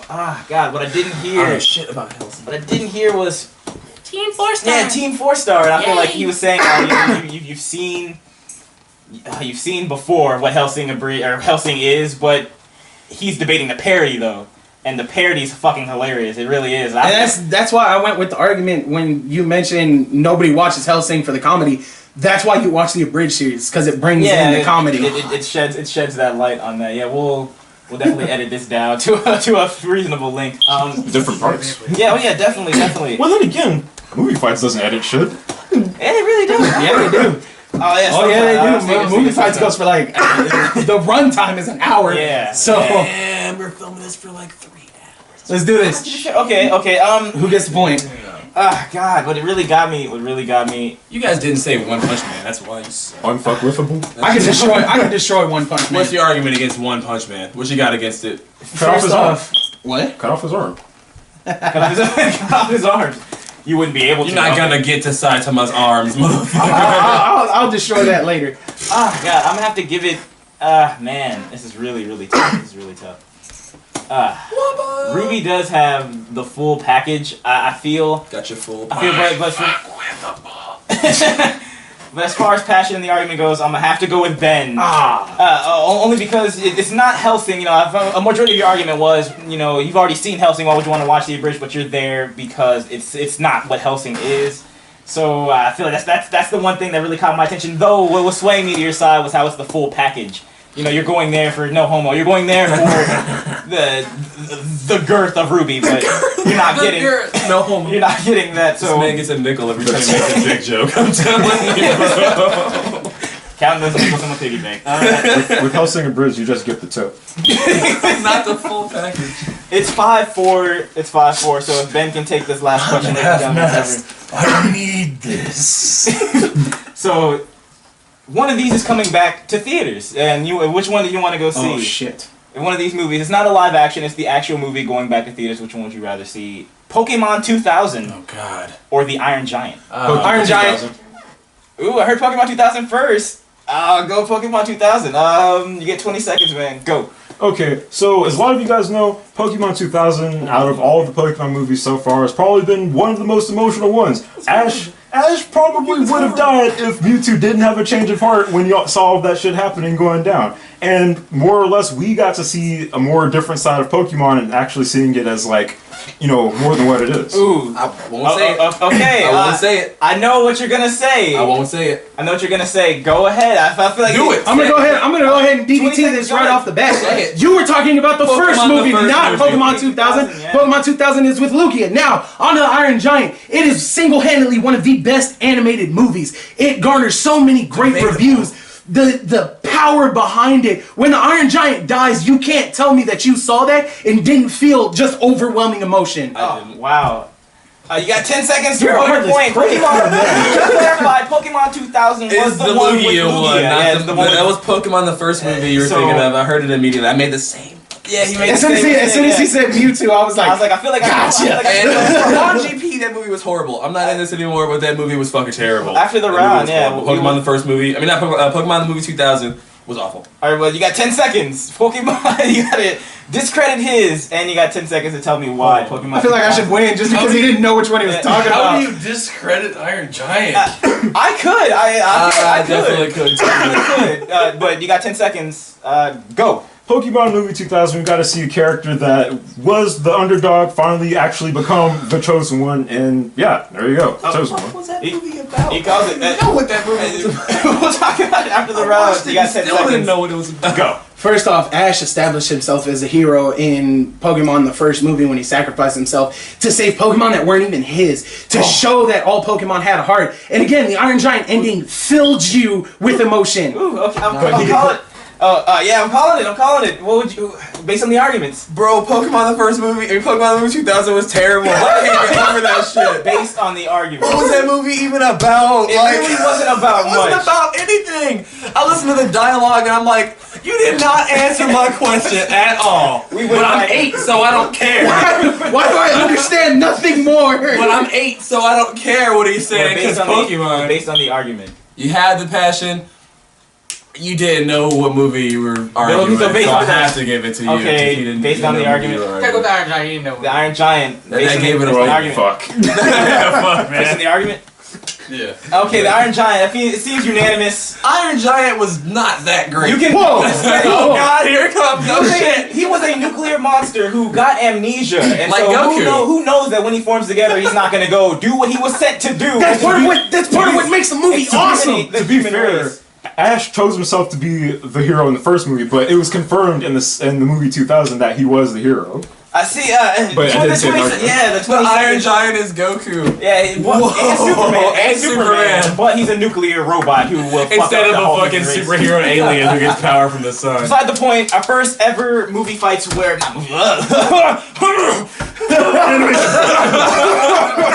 Don't sue us. We'll fix it. We'll fix it in post. post. Yeah, bleep that out for me. Bleep that out for me in the booth.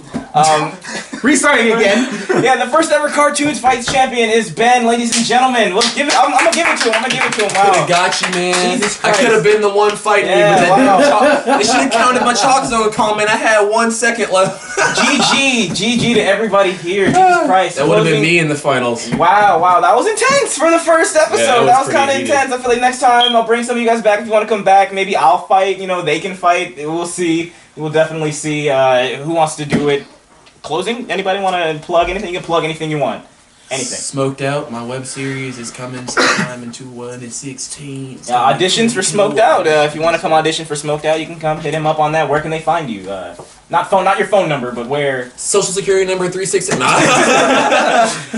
I don't have handles. My Instagram is not bumping. Not bumping. I'm not famous anymore. Ben, anything where to You can get a hold of me. I am Joker at Underachiever Studios.